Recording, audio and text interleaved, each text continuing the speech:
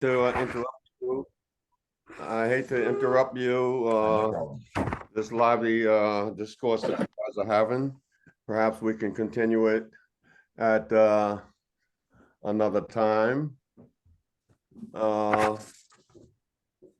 Let's see what we're doing here.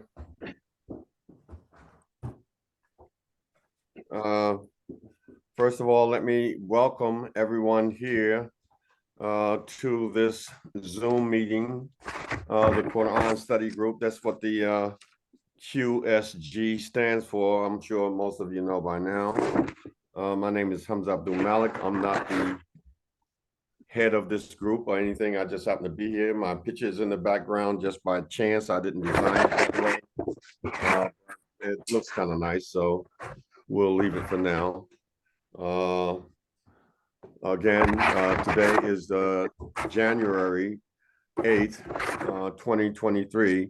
I mistakenly put, when I sent out the notice for this meeting, December 8th. So I'm sure when I said second meeting, I'm sure that those of you who saw the first meeting a couple of weeks ago put two and two together and assumed that I made a typo there. So that's what that was. The concept of this group is based on the phrase, only the truth matters. Only the truth matters. That happens to be my YouTube channel. Hopefully you guys can go over there and subscribe to it and view the content, hit like and share, whatever you like to do with that. We appreciate that. Only the truth matters. That's based on the Quran, chapter 22, verse 6, where Allah says, that is because Allah, He is al-Haq, He is the truth. Only the truth saves. Only the truth saves, and that's sort of to Asr, the 103rd surah, speaks about by the time Allah takes an oath on time that mankind is lost, and with the exception of those people who trust in Allah and do good deeds and exhort one another to al-Haq and as-sabr, to patience, consistency, and so forth. Also, based on the concept that Muhammad, mentioned by name, this individual by name or identity or whatever that word Muhammad indicates, Muhammad, chapter 47, verse 2, that which is given to Muhammad, that is al-Haq, that is the truth. Also, 10:35, Quran chapter 10, verse 35, is there any of your associate gods who guide to the truth? Say, Allah guides to the truth. Is he who guides to the truth more worthy to be followed, or him who knows not the way unless he is guided? So there we see that Allah is also 25:31 sufficient as a guide. And after that, chapter 10, verse 32, what is there after al-Haq, after the truth, except the law, straying, or 2262, batil? So again, the specific idea of this forum, the Quran Study Group, that's my YouTube channel based on this, what I just gave you, that information there. This particular segment of our Quran Study Group is based on chapter 39, verse 33, where it speaks about those who bring or come with truthful speech and those who accept truthful speech. These are the muttaqun, the people of uprightness, the people of right conduct, the people who are trustworthy, whatever. So now we want to speak also, and I'll end with this one, that we want to talk about bringing our evidence from the source of the Quran, Kitab Allah. Allah says, get thee out of here, chapter 2, verse 38. Hudan will come to you, and that Hudan came in the form of Al-Quran, chapter 2, verse 185. So we want to speak beyond a reasonable doubt or a reason to doubt. We want to have our arguments and what we present here regarding Allah. Regarding Allah, we're not here to talk about politics or economics or whatever, even though that might somehow or another work its way into some Quranic verses. If it does, that just happens to be that case. We're talking about how to obtain our salvation through what we call salvation through following the guidance of Allah. So we want to have our arguments and our statements based on truthful speech, and we want that truthful speech to be argued beyond a reasonable doubt or a reason to doubt. Having said that, I want to inform you again that we're thankful to have our good brother, and he doesn't like me to call him doctor, so I'm not going to call him personally as doctor. I'll call him my brother, but for the sake of this introduction, I will use the term doctor, and then I'll drop it after that. Our good brother, Dr. Omar RAMAHI, I hope I'm saying that right. He has agreed to come on with us today, and he has agreed to speak with us regarding the topic, does Allah know the future based on the Mushaf? Allah's ilm. Does Allah know the future based on the Mushaf? So without any further ado, I think he's waiting in the wing. We don't want to keep him waiting any further. So Brother Omar, if you're there, Assalamu alaikum, and welcome to the program. Wa alaikum salam, Brother Hamza, and greetings and salam to everyone. Salam, Omar. Nice to see you. Thank you, brother. Thank you so much. Same here. Brother Hamza, you're asking for a lot, when you said that without any doubt. I think that I talk about myself is that if I had any strength in my life, it's not because I did something right.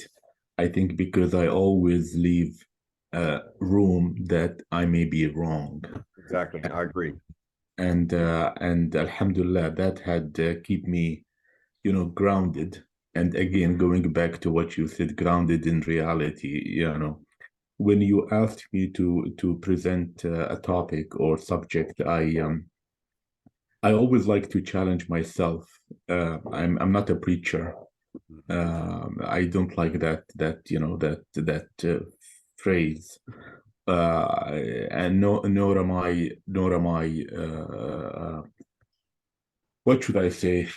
Giver of something. I like to facilitate. I hope I can facilitate some kind of a thinking, and that's again back to my profession as an educator. I like to make people think, and I like to think with them and reflect on what I say. So let's hope that we entangle something that, in my opinion, or we discuss something, or we decipher something that extremely important in understanding our existence, understanding our reality, understanding our God.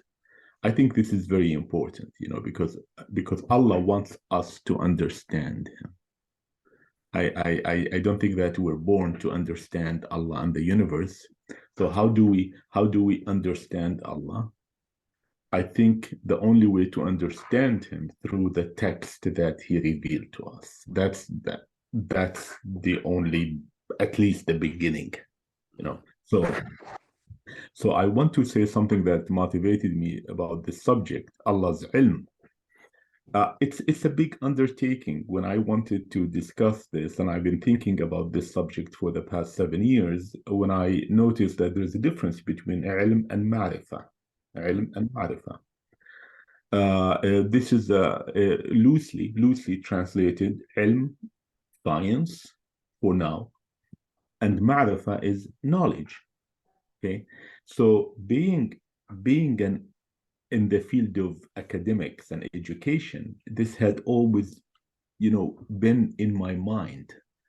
I tell the students, for instance, why do you want professors to teach you? I mean, you can go to YouTube, you can go to the internet and get that knowledge. So I asked him, am I a facilitator of something else, or am I just giving you knowledge? And smart students pause.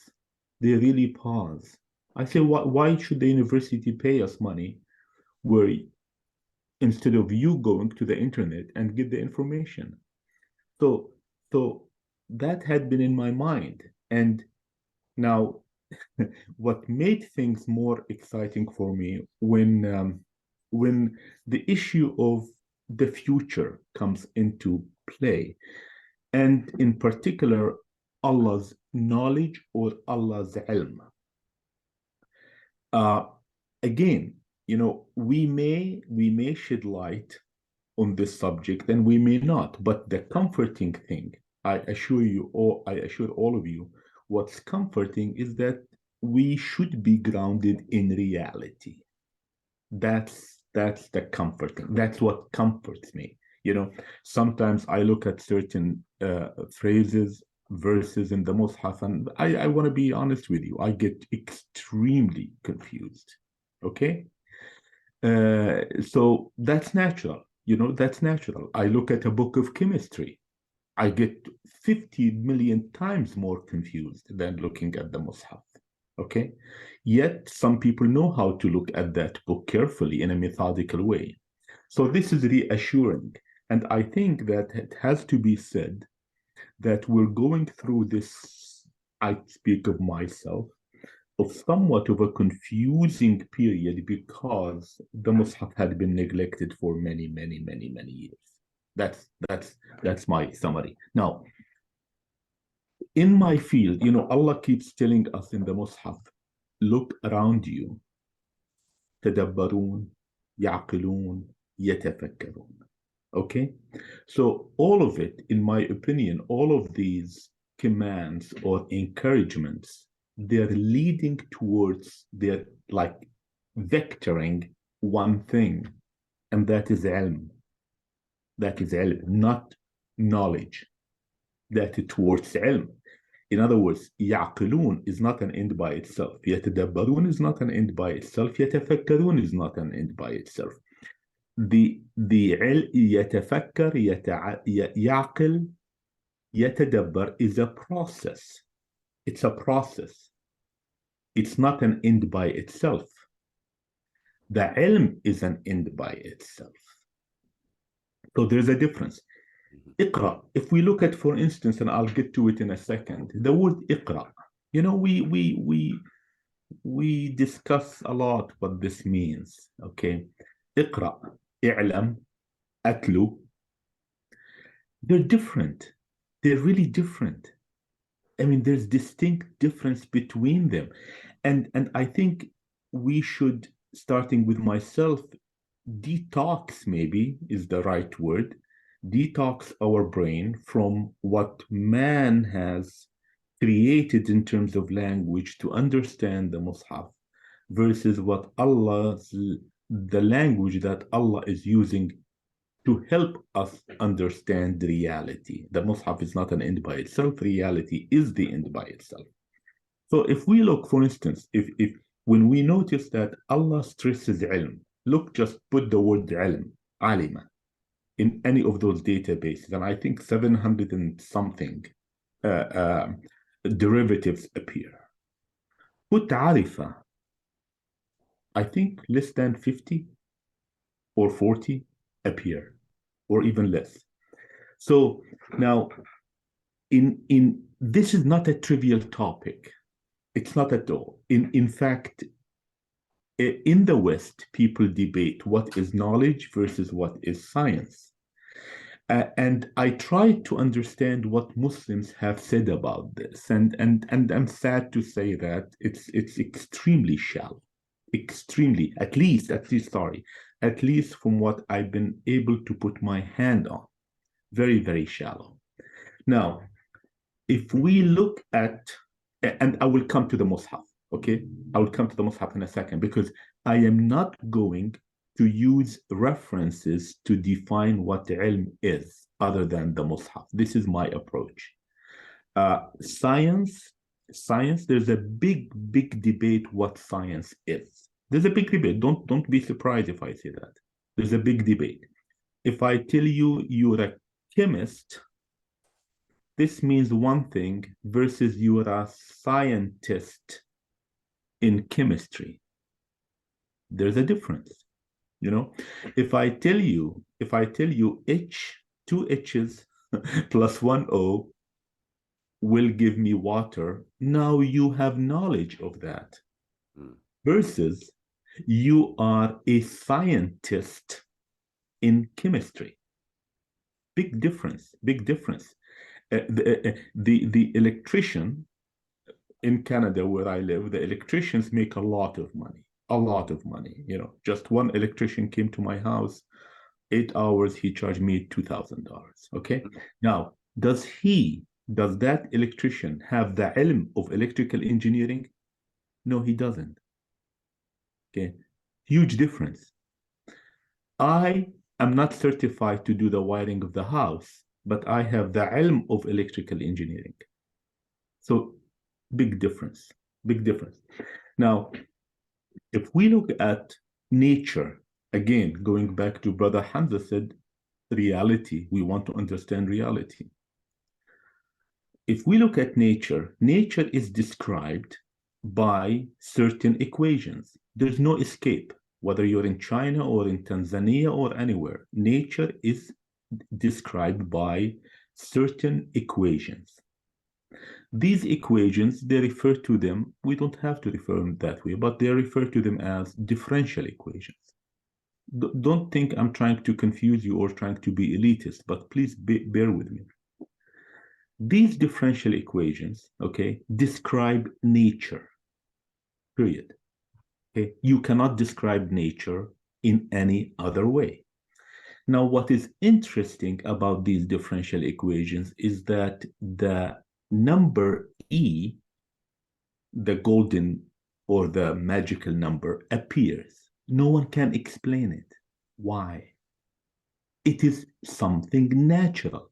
Number one, the equations, there's no way to describe reality aside from these equations, even human behavior, okay? The second is the so-called natural number E appears, okay? There are natural things in this world, okay? Now, the differential equation that describes reality is a prediction of what will happen. Is a prediction. If we remember, for those of us who are interested in physics and math and the Greeks, they wanted to know way back when they fire a cannon onto Alexandria, that the cannon will hit the target. Okay. In those days, the math and the knowledge and the science was limited, was very limited. So they were lucky if it falls within maybe 300-meter radius. Nowadays, in the last war, in the last bombardment by the Israelis of Gaza, they could use mortars. These are supposedly not very accurate. Mortars and tanks to fire at a window very, very precisely. Okay, so what has happened since the Greeks were not able to do this, and now we input a lot of information into the system. We know the weather, we know the temperature, we know the humidity. All of these are inputted into the system. Look at another example. How many aircrafts fly every day? How many landings? How many takeoffs? No crashes anymore, practically null, because we have more ilm.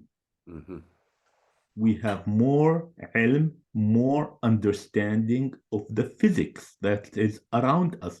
Physics, nothing but physics. It's all physics, okay? Reality is nothing but physics. So now, if and this is something I wanted to conclude this, but I will start motivating the subject with, if I know all the equations that govern thermodynamics, electromechanics, electrodynamics, mechanics, you name it, I can predict that the cannon, the trajectory will fall where I want it. I have a better prediction. Okay, the more knowledge and the more data, the more parameters, the more physics, the more science I know, the better my prediction will be. Another very quick example, the weather. 20 years ago, we were lucky to predict the weather. Now we have amazing prediction. It's not perfect, but we have amazing prediction that if you plot the real temperature versus the predicted temperature over a certain day, most of the time you get amazing correlation. So are we gods? We are getting closer to Allah. And getting closer to Allah is not getting closer to his knees or his chest or to a proximity. There's no such thing. There's no such thing as getting closer to him in a proximity fashion. But we're getting closer to his ilm, alim. You see, alim, that's the goal. Alim could be translated as, and again, some people did have that in some of the lexicons, is the culminations of alim. Alim plus alim plus alim plus alim. The infinite series will give you the alim, someone who knows all the laws of the universe. Now, this is the motivational thing that I wanted to start with. Now, let's look, instead of looking at I'm not going to dismiss, by the way, what others have said. What others have said is fine, but let's see what the Mushaf is trying to tell us and see if we can come up with something out of it. If we look at Surah 96, okay? اقرأ باسم ربك الذي خلق.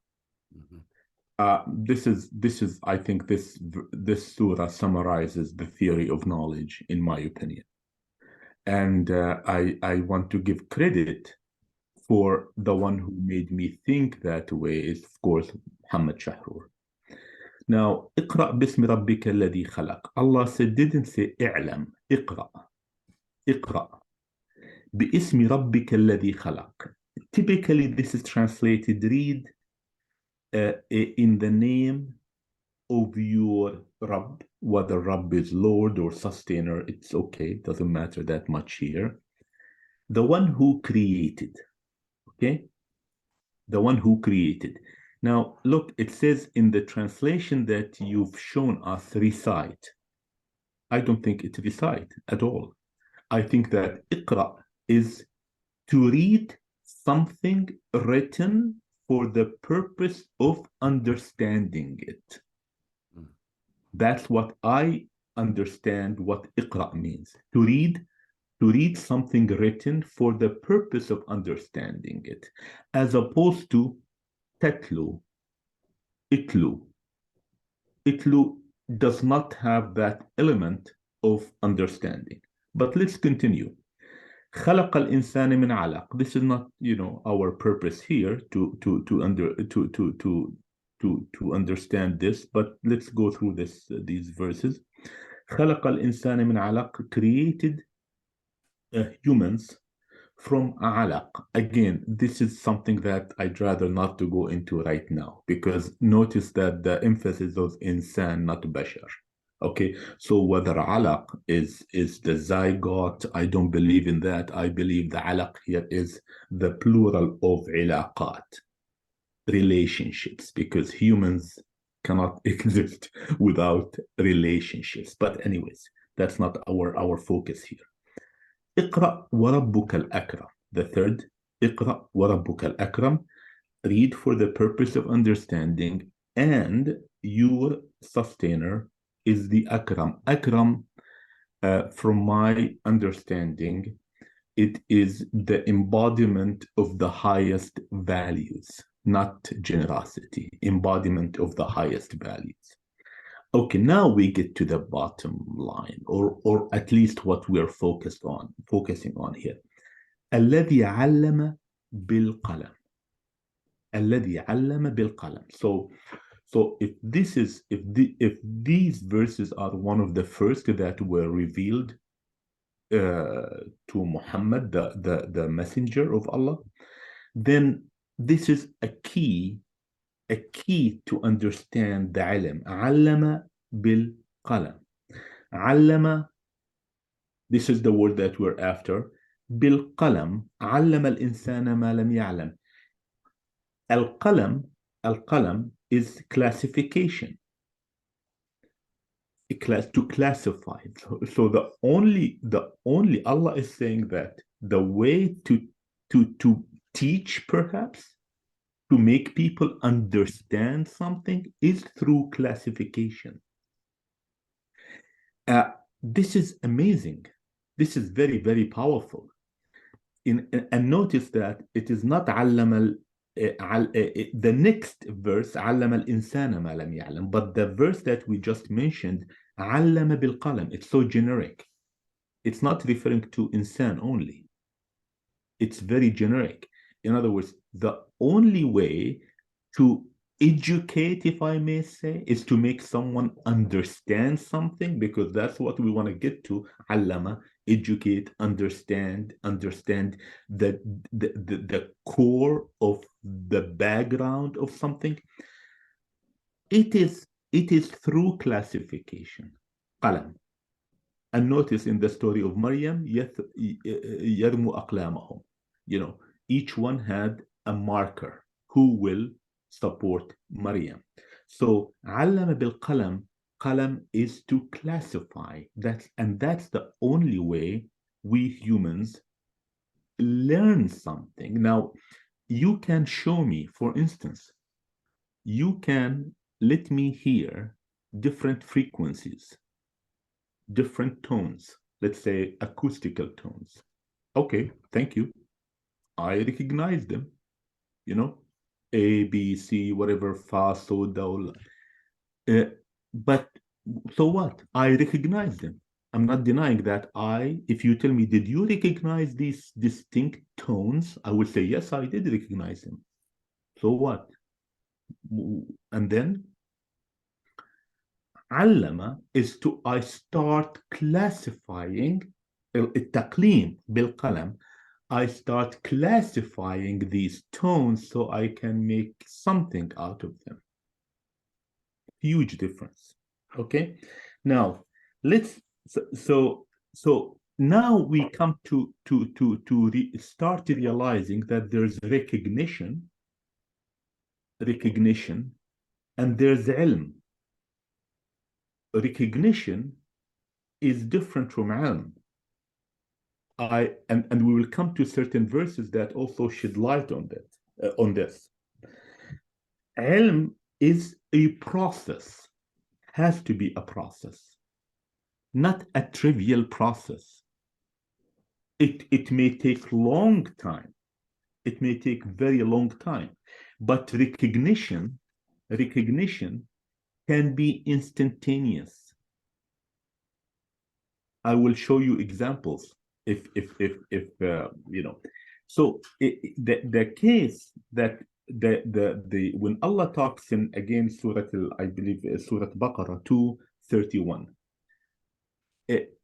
this is, in my opinion, can be classified or referred to as the Genesis in the Quran, you know, comparable to the Bible and the Old Testament.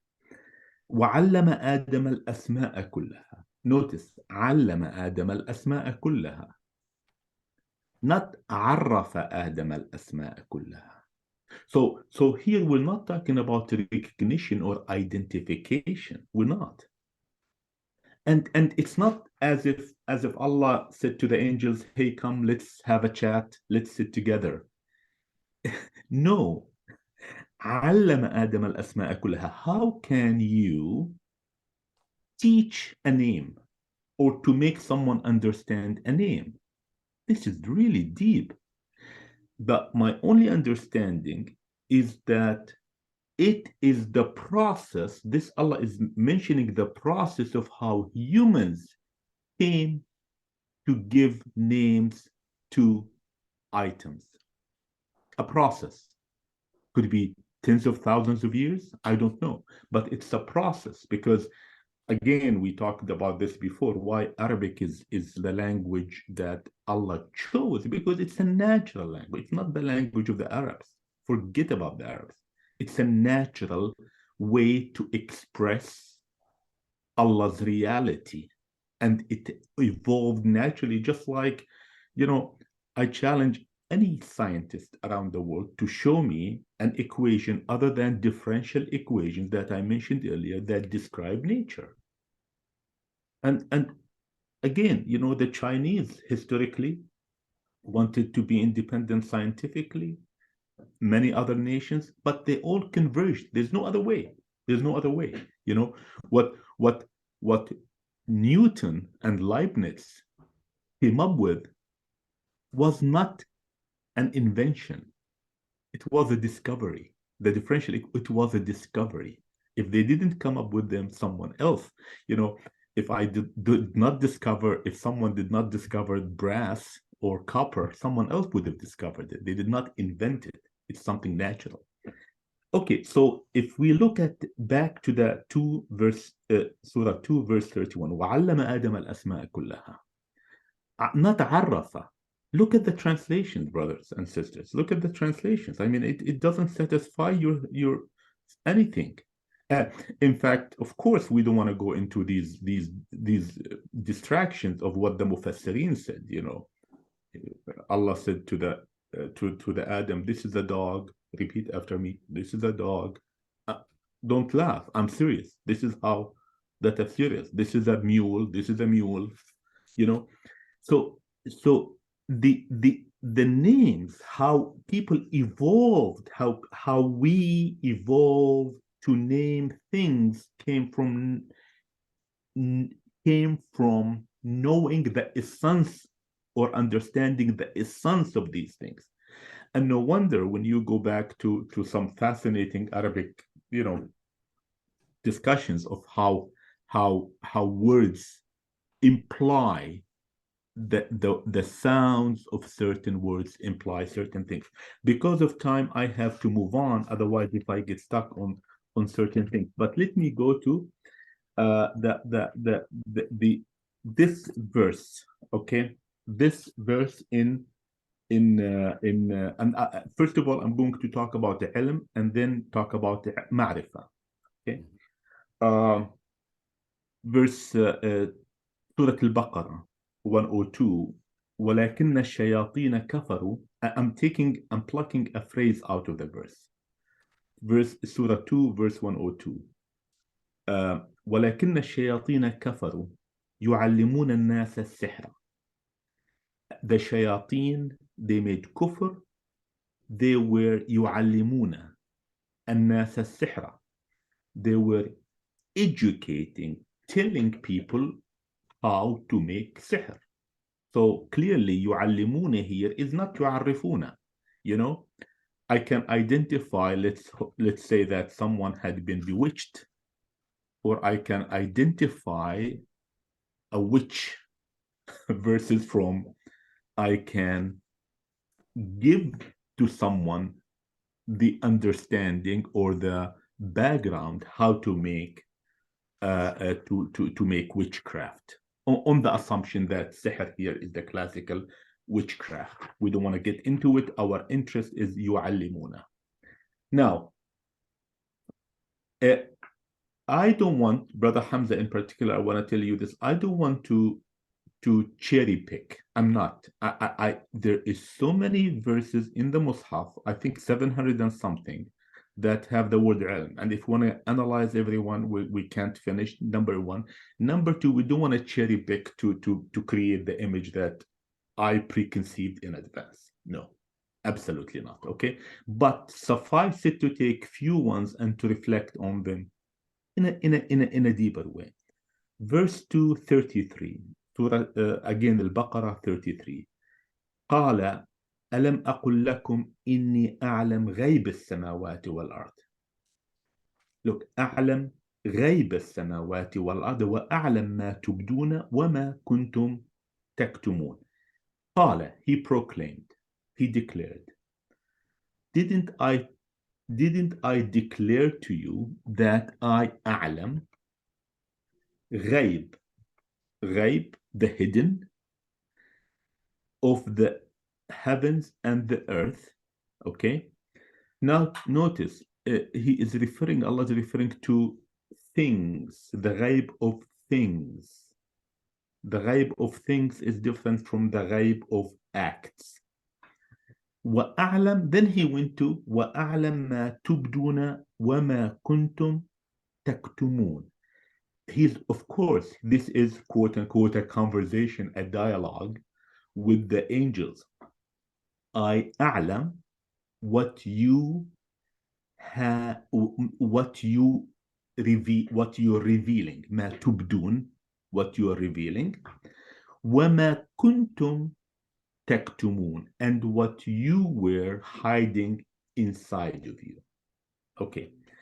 Now, ghaib is relative. To Allah, it's not ghaib. But to humans or to the angels, it could be ghaib. So ghaib is relative, number one. The thing that really got me very curious in this one is Allah said, look, ما تبدون, I know, I أعلم, I understand, not I أعرف, I أعلم, what you are revealing. And revealing is what? Is present tense. ما تبدون. And I really want to emphasize that the tense does make a difference in the Mushaf. The tense, whether we really don't understand the use of the tense is our problem. But the tense does make a difference because Allah used different tenses. Okay, He used something that happened in the past. He used a tense to refer to what is happening presently, if such thing can be defined as a present. And third, he did use tense that talks about something that will happen in the future. Okay, so now, just as a quick example, غُلِبَتُ الروم في أدنى الأرض. This is the verse that talks about Rome. وهم من بعد غلبهم سيغلبون. So here's a proof that Allah talks about what is to come. وهم من بعد غلبهم سيغلبون. Okay, now why did I mention this, the Rum verse? Because I want to go back to this. Allah didn't say ما تبدون وما كنتم تكتمون وما ستكتمون or وما ستبدون. Look, he stopped. He talked about what you have revealed, what you were revealing, what you used to hide within yourself, and what you are expressing right now. He didn't say, and also I will understand what you will reveal in the future. Now, there's no, I'm not implying anything. I'm just making sure that we notice this. I'm not implying anything. Now, I will come to whether Allah knows, whether Allah understands the future or not. Let's make it that till the very end. Now, I want to go to Arafah. We covered certain verses that talked about ilm. Sorry, there's a very, very important one. Sorry. I have to, yeah. 183. 2 Baqarah 183 and 184. This I pondered upon, I thought a lot about it in the past. يا أيها الذين آمنوا, I will read it quickly in Arabic. يا أيها الذين آمنوا, the two of them. يا أيها الذين آمنوا, those who have made iman, كتب عليكم الصيام. Siyam had been kutiba. Let me just leave it like that. كتب عليكم الصيام. Fasting. Siyam, fasting here. كما كتب على الذين من قبلهم, as it was كتب on the people before you, lest you have taqwa, لعلكم تتقون. Next, أياما معدودات, numbered days. فمن كان منكم مريضا, whoever was sick, أو على سفر, or on travel, فعدة من أيام أخر, he can make up for it other days. وعلى الذين يطيقونه, and those who can do it, who are able to do it, i.e. صيام, فدية طعام مسكين, you feed a مسكين person. فمن يتطوع, فمن تطوع, whoever volunteers, it's good for him. Look at the last phrase. وَإِن تَصُومُوا خَيْرٌ لَكُمْ. And if you fast, it is beneficial. خير. خير is beneficial.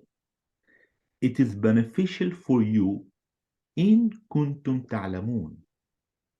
Wait a minute. Why did he say إن كنتم تعلمون? You know, Allah's, if someone tells me, why do you believe in this book? I tell you, because its precision is infinite. You know, just like you give me a book in thermodynamics and you tell me, do you really believe this came from this author? I have to look carefully to see if there are flaws, contradictions, and precision, all of these things. So when I look at this, وَإِن تَصُومُوا خَيْرٌ لَكُمْ, Allah says, and if you fast, it is beneficial for you. Period. Why should you go any further? The piece of information came to me from my Lord. So I'm not going to doubt it. So I have that knowledge. But look what he said. In kuntum ta'lamun. Which means that what? Which means Allah wants me to understand why it's beneficial for me. In kuntum ta'rafun. If the ilm is ma'rifah, in kuntum ta'rafun, no need for him to say that. Because he told me this. In other words, I'll tell you, Brother Hamza, your hat is beautiful. You know, you are wearing a black hat. If you know, but I told you you're wearing a black hat. Done. What is this redundancy? One of the validation of Allah's book is that it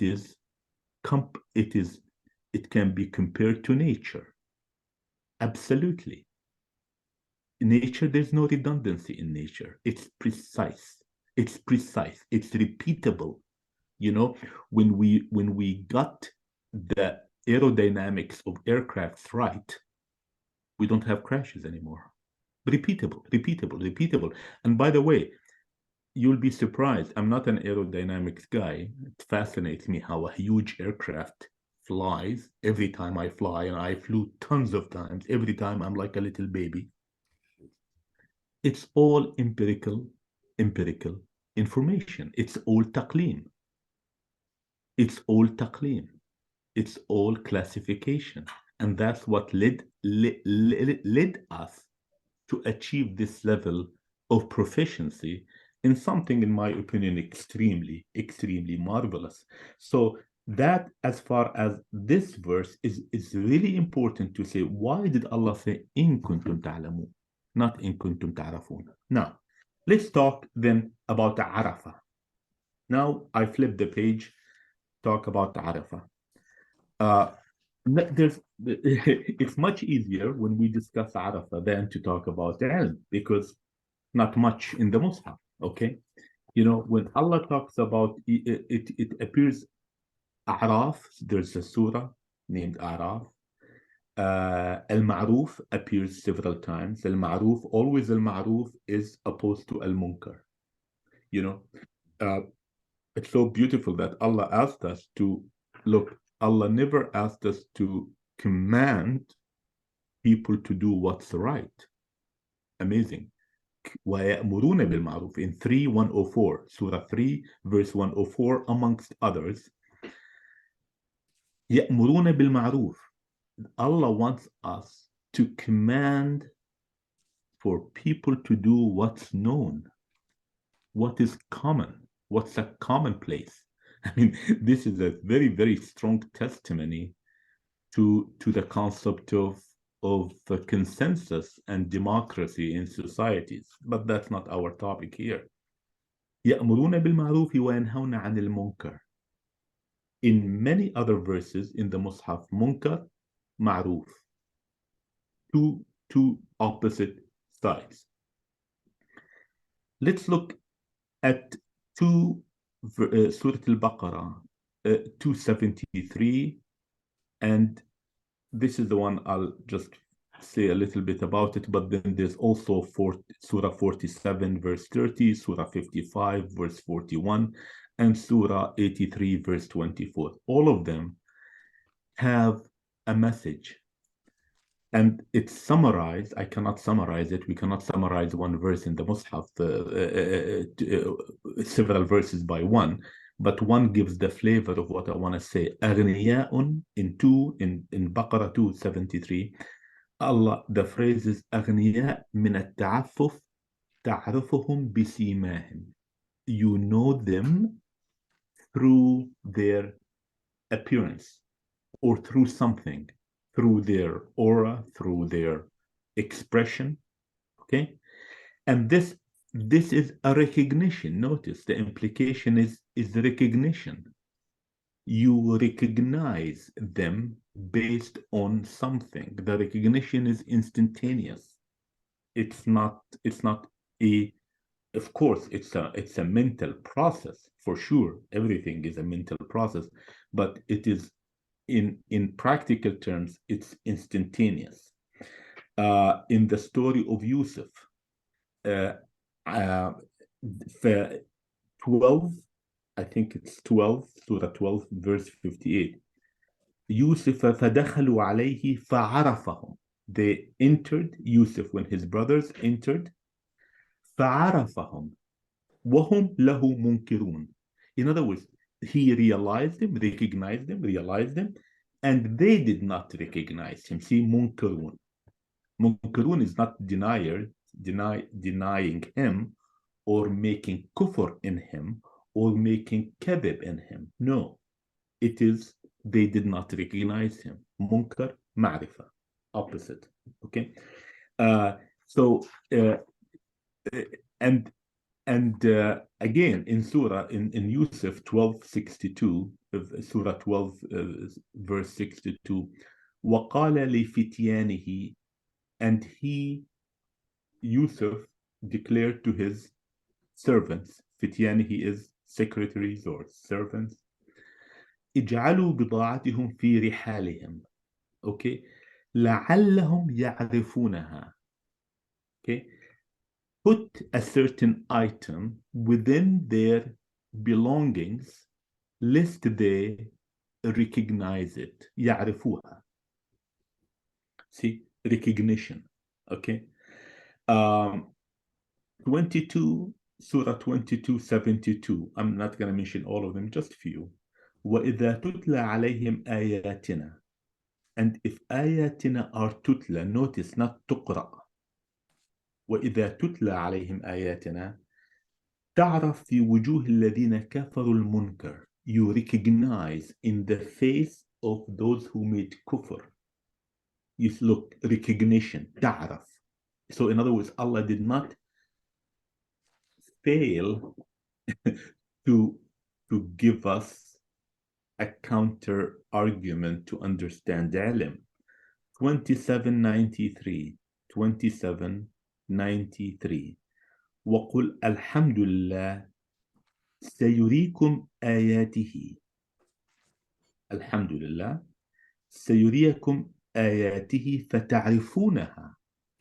Wow. He will show you, and I stand by this. I think سيريكم here means to show you his signs. فتعرفونها. You recognize it. وما ربك بغافل عما تعملون. You know, this is, I don't think we can give this verse justice today because I think I have to reflect on it much, much more. But I thought a lot about it because sometimes I try to understand what Allah is saying by playing with some words and replacing words. بدل. I make tabdil of words and see what comes up. وقل الحمد لله سيريكم آياته فتعرفونها. So the ayah, the question comes to my mind, is the ayah to be, do we need to understand the ayah or do we need to recognize the ayah? You see, big difference. Do we need, and I think that the kufr is the denial of the recognition of the ayah. In other words, if I see something, I see Brother Hamza, and someone said, did you see Brother Hamza? That's kufr. Okay, that's kufr. So do I understand you? I may not understand who you are. I may not. That's a different story. Okay. So if we look back, what سيريكم آياته, he showed you, that's the beginning. In my opinion, there's a process. He showed you the ayah. فتعرفونها. Okay, you cannot say that this is not a sun. Okay, now what is this sun made of? Hydrogen, nitrogen, fire. That's a different story. I really think that there's a process here. Okay, some people, okay, so the recognition is the first thing. If there's no recognition, if there's no recognition, there's no point going forward. Now, so the question is that I ask in this context, is the ayah something to be understood or to be يعلم or to be يعرف, to يعلم or the يعرف of the ayah? Is it to be recognized or is it to be understood? Not to deviate from the subject, I gave an example to a friend recently. We're sitting in a beautiful night and you see the stars, and let's say my friend is just an artist who he'd never had any scientific education. He said, this is beautiful sky dotted with stars, and I tell him, look, these are dead stars. These stars used to be a long time ago. Now I have some experience in physics, whatever, in light, optics, but both of us have the same thing in common. We recognized what we see. Now, Allah uses يفصل يبين. Notice. يريكم آياته, سيريكم آياته. He will show you ayat. But then elsewhere in the Mushaf, he talks about يفصل آياته. And in my opinion, probably the progression is يريكم آياته. Next is يبين آياته. There is that expression in the Mushaf. يبين آياته. And then there is يفصل آياته. Believe it or not, there is these three things. يريكم, of course, there is يتلو عليكم. يتلو, in my opinion, is to narrate. There's nothing else but to narrate. Reference. Narrate with a reference. Then there is يريكم, and there is يفصل, يبين, and there is يفصل. Okay, so this is something that, like we would say, collateral benefit from looking into the subject of ilm. Now, to conclude, a few minutes, I don't want to go beyond the hour. Does Allah, with all this background, with this discussion, with these, interesting, in my opinion, looking into what Allah has communicated to us, does Allah know the future? I don't think that Allah knows the future. I hope that don't record this and send it to all the people I know, and no, I think Allah يعلم the future.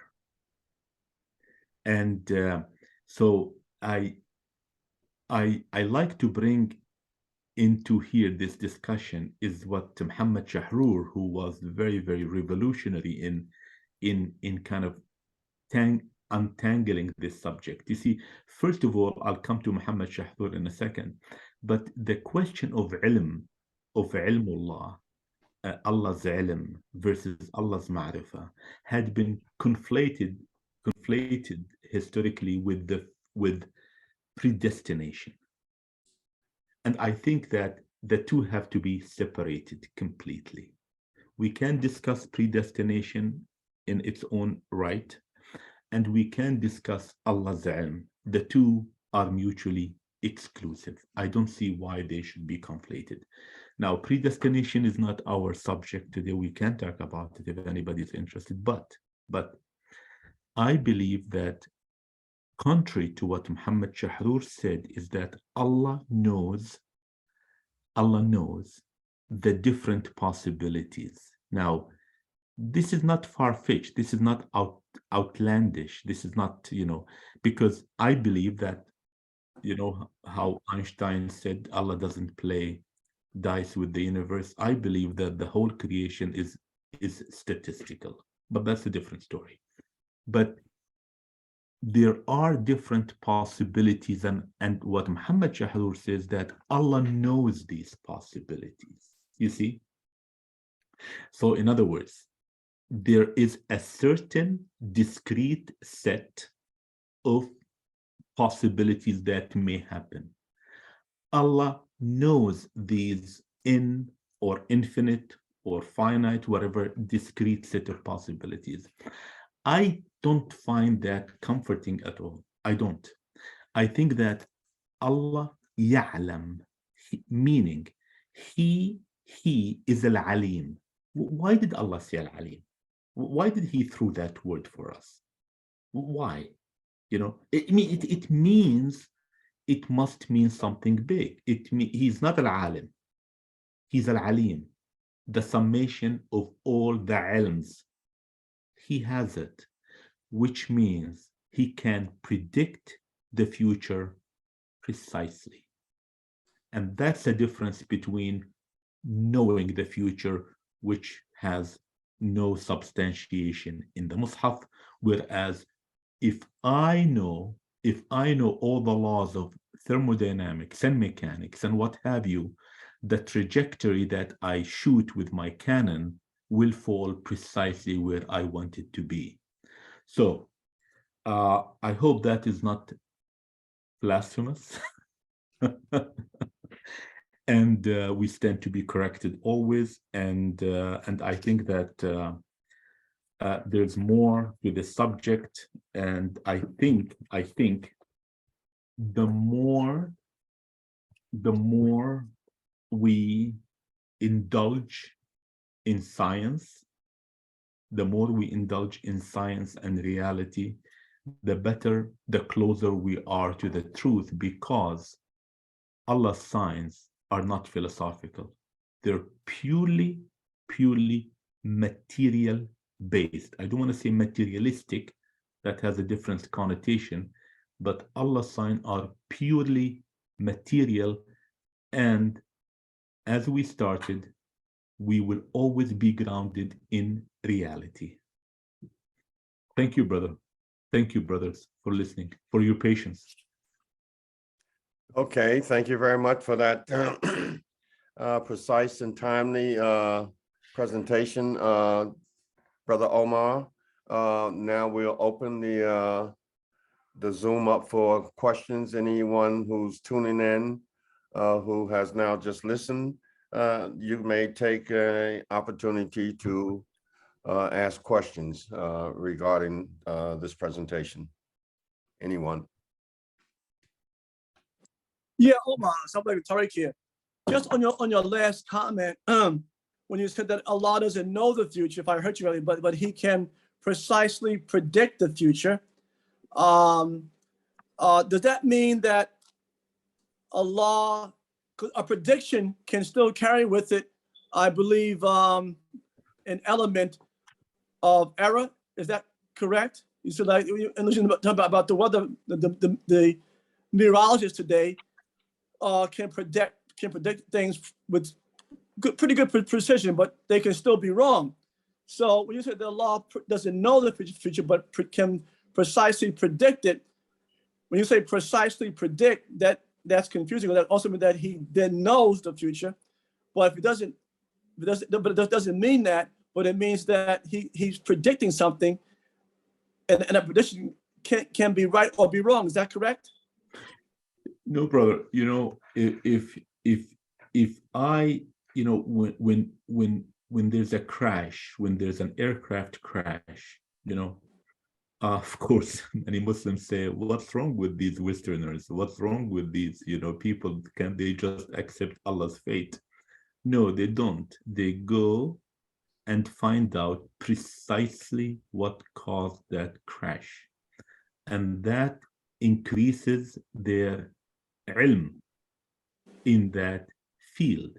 That increases their ilm. I'll come to this point, but just to give you another example.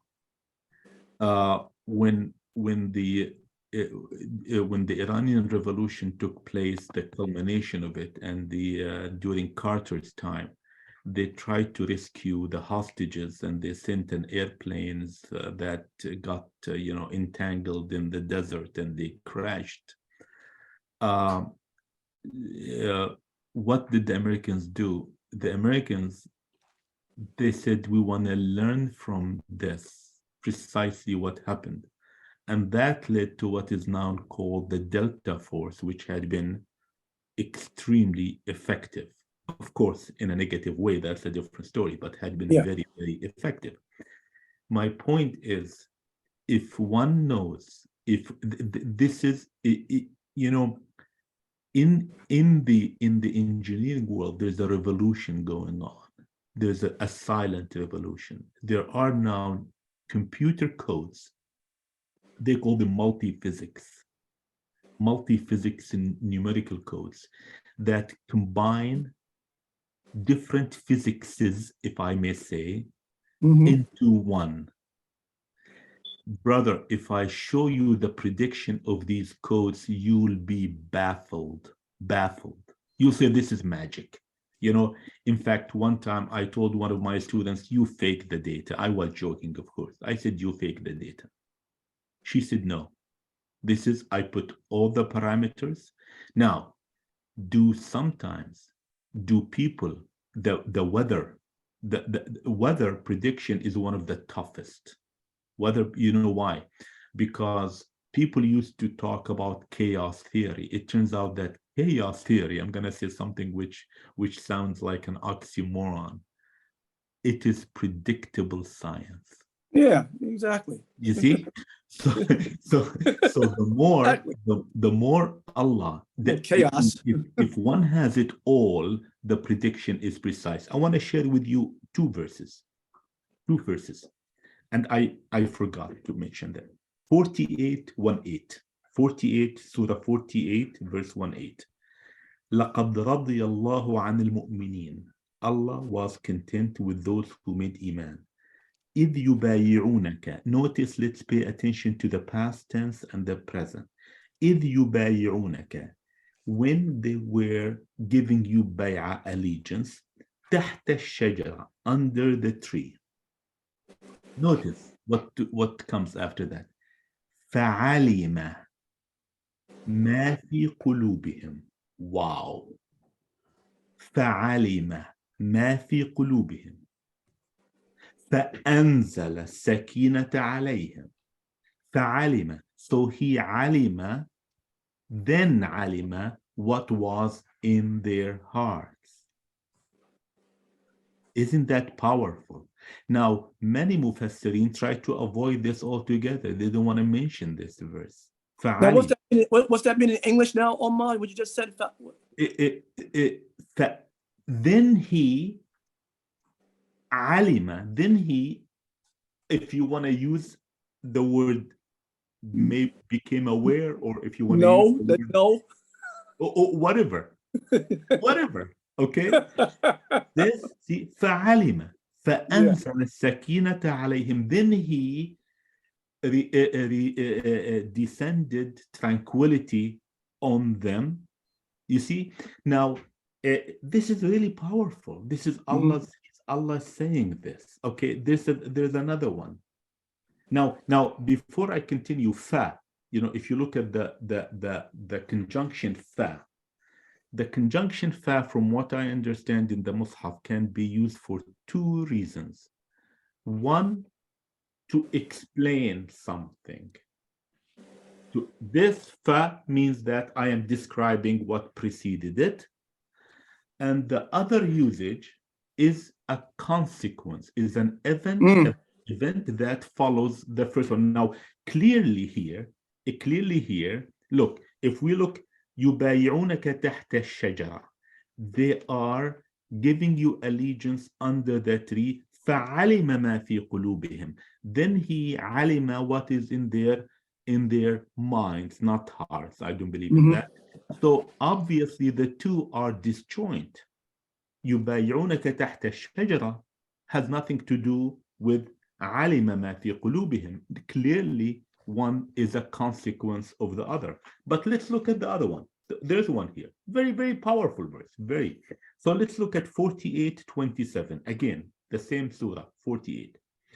ولقد صدق الله رسوله صدق الله رسوله الرؤيا بالحق لا تدخلن المسجد الحرام إن شاء الله آمنين محلقين رؤوسكم ومقصرين لا تخافون. I'm gonna skip translating this, but Allah is talking about when they entered the Masjid al-Haram, if He will. فعلم, again, فعلم ما لم يعلموا. فعلم. You see, then Allah had the understanding of what they did not have. فجعل من ذلك فجعل to the end of the verse فجعل من دون ذلك فتحا قريبا. The focus here is فعلم. This appeared twice in verse 48. You see, now if my understanding is correct, is incorrect, please, I like to be. Not only, thank you for that explanation. I'm just focusing on one word that you had used in the English.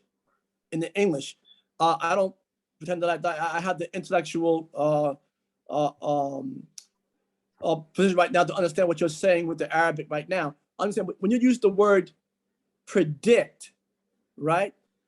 That's a forecast, and any prediction can still be wrong. So if you say Allah precisely predicts, when you add the word precisely to that, then the wrong part becomes removed. And Allah can only predict accurately every single time. Okay? He can't predict anything and be wrong at any time. If he's precisely predicting, using your phrase, then he knows exactly the outcome. For us as humans, when we predict precisely, we can still have error. And in the Quran, he says that the messenger cannot err. Therefore, Allah cannot err. So you say precisely predict. For me, I'm hearing that Allah is predicting to the point where there is no error in his prediction, where there will be an error in human prediction. You follow me? Absolutely, brother. You know what? Okay. I absolutely. Maybe we are, myself including, is at fault for using words that we have, accustomed to predict. Maybe there's a better word. Yeah. I think the word alam captures all of it. Allah has to know everything. Exactly, and this is I can't imagine not knowing one single thing. And this is something that, since we don't have an example of without him, we cannot have that expression because we don't have an example of. You see, I had a thought is that anyways, brother Yasin, sorry.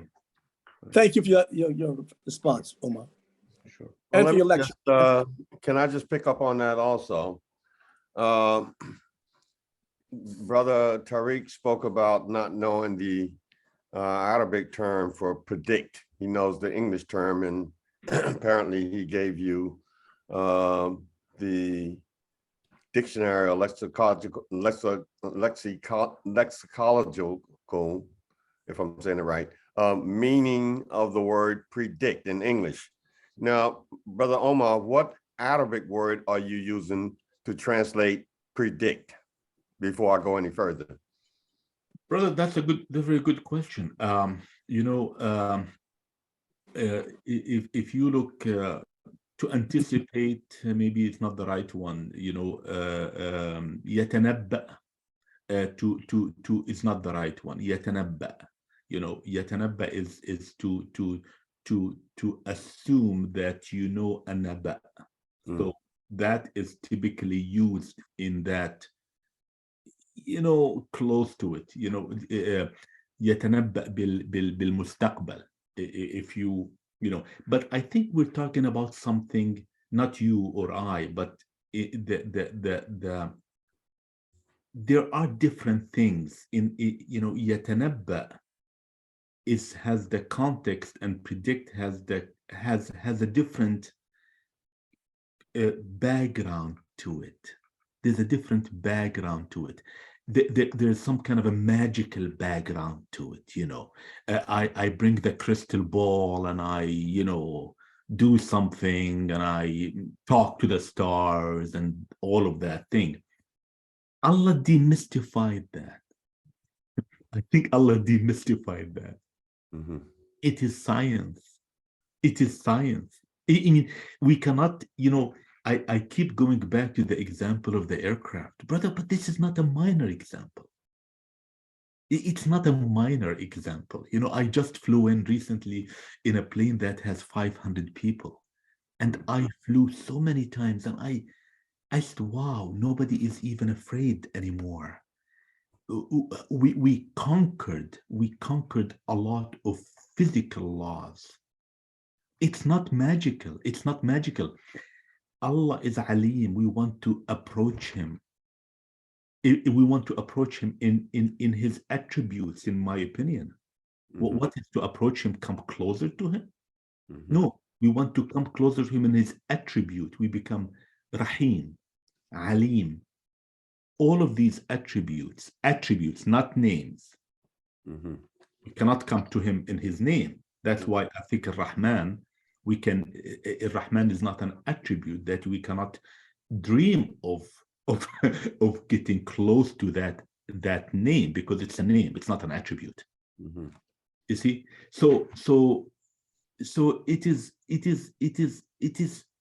yes, it's a big issue, and Allah wants to demystify, to show us.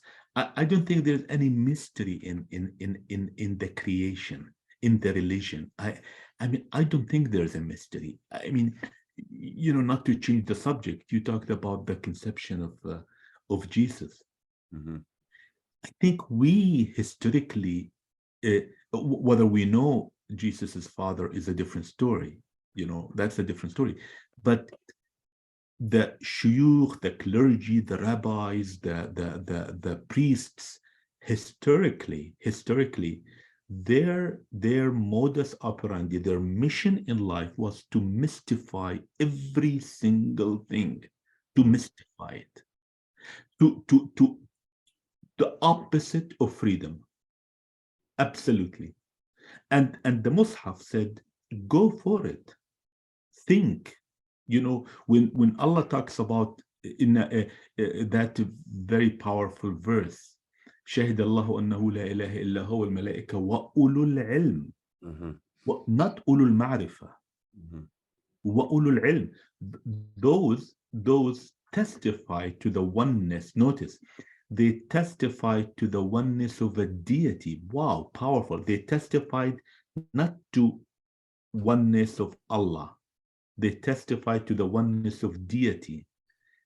Those ulul ilm may not know who Allah is. That's why Allah sent the revelation. It's empirical. You cannot know something without some information. But they testify to the uniqueness of that deity. We Muslims sometimes kind of dismiss what ulama said. I think we should listen carefully to what ulama said. Carefully. When Einstein, just to take it as an iconic figure, he said, I believe there's a deity, one. Okay, deity. Oh, we dismiss it, this is a Jewish conspiracy, he's a Jew, he's a this, who's that. We should listen. We should listen. Shahid Allah. Look, Shahid Allah. Wow. He didn't say Shahid al-Malaik, Shahid al-Anbiya. Now, the translation of that verse, of course, they'll say Anbiya, Salihin, and all of that, but Allah says Ulul Ilm, you know. And in the other verse, when Allah talks about mountains of red color, birds, black birds, and whatnot, إنما يخشى الله من عباده العلماء. So there's a tendency. I like to say this. There's a tendency in our collective traditional culture, and I hope we get rid of it, to really belittle ilm. I'm really sorry to say it. I'm going to tell you frankly, to belittle ilm, to disconnect ilm, to the point, and I talked about this in the book, and I don't think it was a random thing, to the point that even any reference to the brain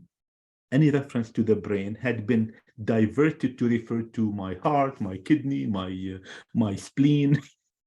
You know, I mean, this is the place. This is the only thing. This is us. There's nothing else but here. This is us. You know, you cannot have a brain transplant. You cannot. You can have a heart transplant.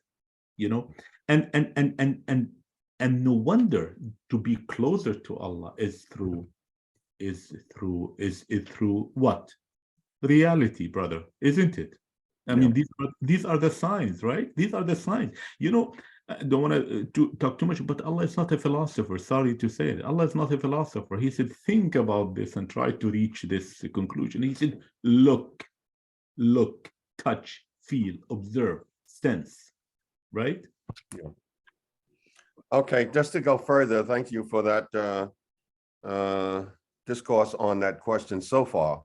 But you know, I appreciate you specifically your desire to deal with words. Words have meaning. And Allah says in the Quran, in chapter 10, verse 82, that Allah will establish, pretty much it translates as, Allah will establish, 1082, Allah will establish the truth to be the truth by his words. Now, words are important. And so when, like Brother Tariq, I felt what he was coming from when you said predict. We had a discussion sometime before in our class about Allah deciding. I don't think Allah has to decide anything, like, you know, think about this and make a decision. But now, to get back to my point with the Arabic term, if we look in the Quran, and I think you touched around that topic earlier, in the Quran, chapter 2, 31. Chapter 2, 31, and then from that, chapter 2, 31, when you read that, chapter 35, verse 14, both of those use the verb naba'a, to announce something, to announce. I don't use the term predict or naba, meaning to tell, predict the future or foretell. No, to tell forth. There's a big difference. To tell forth, meaning what I say must happen. It must happen. So now Allah told Adam here to announce to them the names or description, whatever that word means there. The word is from the verb naba'a. And then when we look over in chapter 35, verse 14, Allah, none can inform like Allah, the all-aware one. So from the same root, naba'a. So I'm thinking now that this perhaps is the word that we're looking for that will replace any idea of predict. That Allah will tell forth. He tells forth. There's no past, present, or future for Allah. So it's nothing to predict in the future. Everything is, Allah knows everything as if it's just one moment in time. There's no time barrier for Allah and his existence, his knowledge, and so forth. What do you think about those two verses and the word naba? You know, yes, brother, thank you for pointing this, and I'm looking at it. إن تدعوهم لا يسمعون دعاء ولا سمعوا ما استجابوا لكم ويوم القيامة يكفرون بشرككم ولا ينبئك مثل خبير. ولا ينبئك. It is possible. I mean, I have to look at نبأ, you know, because ينبئ, يخبر, two words that have been used. How people thought that نبأ is related to prophecy. يتنبأ. I don't know. I really don't know. But I want to. You mentioned something that I don't find there's enough substantiation to believe in that time to Allah is irrelevant. Mhm. I don't know if you implied that. I don't. Regardless whether you implied it or not, it doesn't matter. Yeah, the law is not constrained by anything called time as we understand time. Allah always existed. He has no past, present, or future for his being. He's eternal without beginning or end or any time frame for his existence. He exists necessarily by himself as he is. There's nothing called a time when he didn't exist or when he will not exist. This is pretty much what I'm trying to say. Maybe that's a stretch of saying that in the context of this point that I'm making here. The point that I'm making here is specifically about Allah naba'a, something that Allah tells forth something, and that thing he says must happen. It must happen. It's not like a prophet in the sense of say the Hebrew term prophet naba'a means to foretell. No, the word is tell forth. There's a big difference in the two. Anyway, that might be a little bit much. I'm just basically, I just didn't particularly absorb this idea of predict. I think it has some flavor of indecisiveness attached to it. But be that as it may, it's nothing to make an issue about. Fully understand you and Brother Tariq. I mean, this is, yes, because I mean, I'm using a word that is an English word and juxtaposing it on understanding the Musaf. Maybe that's a challenge. I think there's a brother Yasin on deck. He has a question for you, Brother Omar. Yasin, are you there? Yes, Assalamu alaikum. Walaikum salam, my brother. What's your question? I joined late, but I was wondering, did he say that Allah doesn't know the future? Well, I had joined a little you late. can speak directly to him. He's there. He's listening. Yes. Okay. I think that Allah has the ilm, the full understanding to, let's use the word, to tell, and not to predict, to tell what the future would be. Would be. And I base this, you know, I based it on my reading of the Mushaf, pure and simple. You know, that's my conclusion. There's the only mystery in the universe is in our head. There is complexity in the universe, for sure. There's complexity, but there's no mystery. If you look at a NASA rocket, okay, you can dissect each component. I mean, after all, there are engineers with a 4-year education who have built these pieces, right? If you dissect every system, okay, every system, then you find that it is fully understandable. There's no magic. To a naive person sitting somewhere in the world looking at that rocket flying, they say, wow, you know, these are, how did they do it? Okay, right. So I think that this is my understanding. We sometimes try to conclude things that Allah never said about himself. I mean, I like to understand my Lord. I like to understand him. And Yes. the only way to understand him, the beginning, is this piece of material that he communicated to me. That's it. Some people, especially many philosophers, Muslims, they go to the extreme of characterizing Allah with things that are not present in the Mushaf. I mean, this is not a sign of loving Allah more than myself. No, it's not. It's not. I mean, Allah precisely said what he is. Okay, to go beyond that, a friend of mine, one of my former students, brilliant guy, he said, people dismiss this. Of course, this kun fayakun, it's nothing but notice that kun fayakun is always related to amr, never been related to khalq. Huge difference. Kun fayakun is always associated with amr.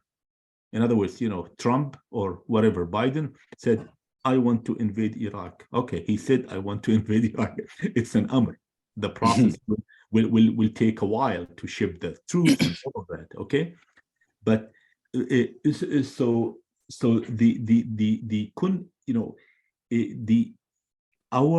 our understanding, what Allah's, this student of mine said, why did Allah create the earth and the heavens in 6 days? Right. Very, very All powerful. right. Why not in a snap? Why not in one day? I Right. mean, aside from that these days are not our days, but there was a time process. There was a time process.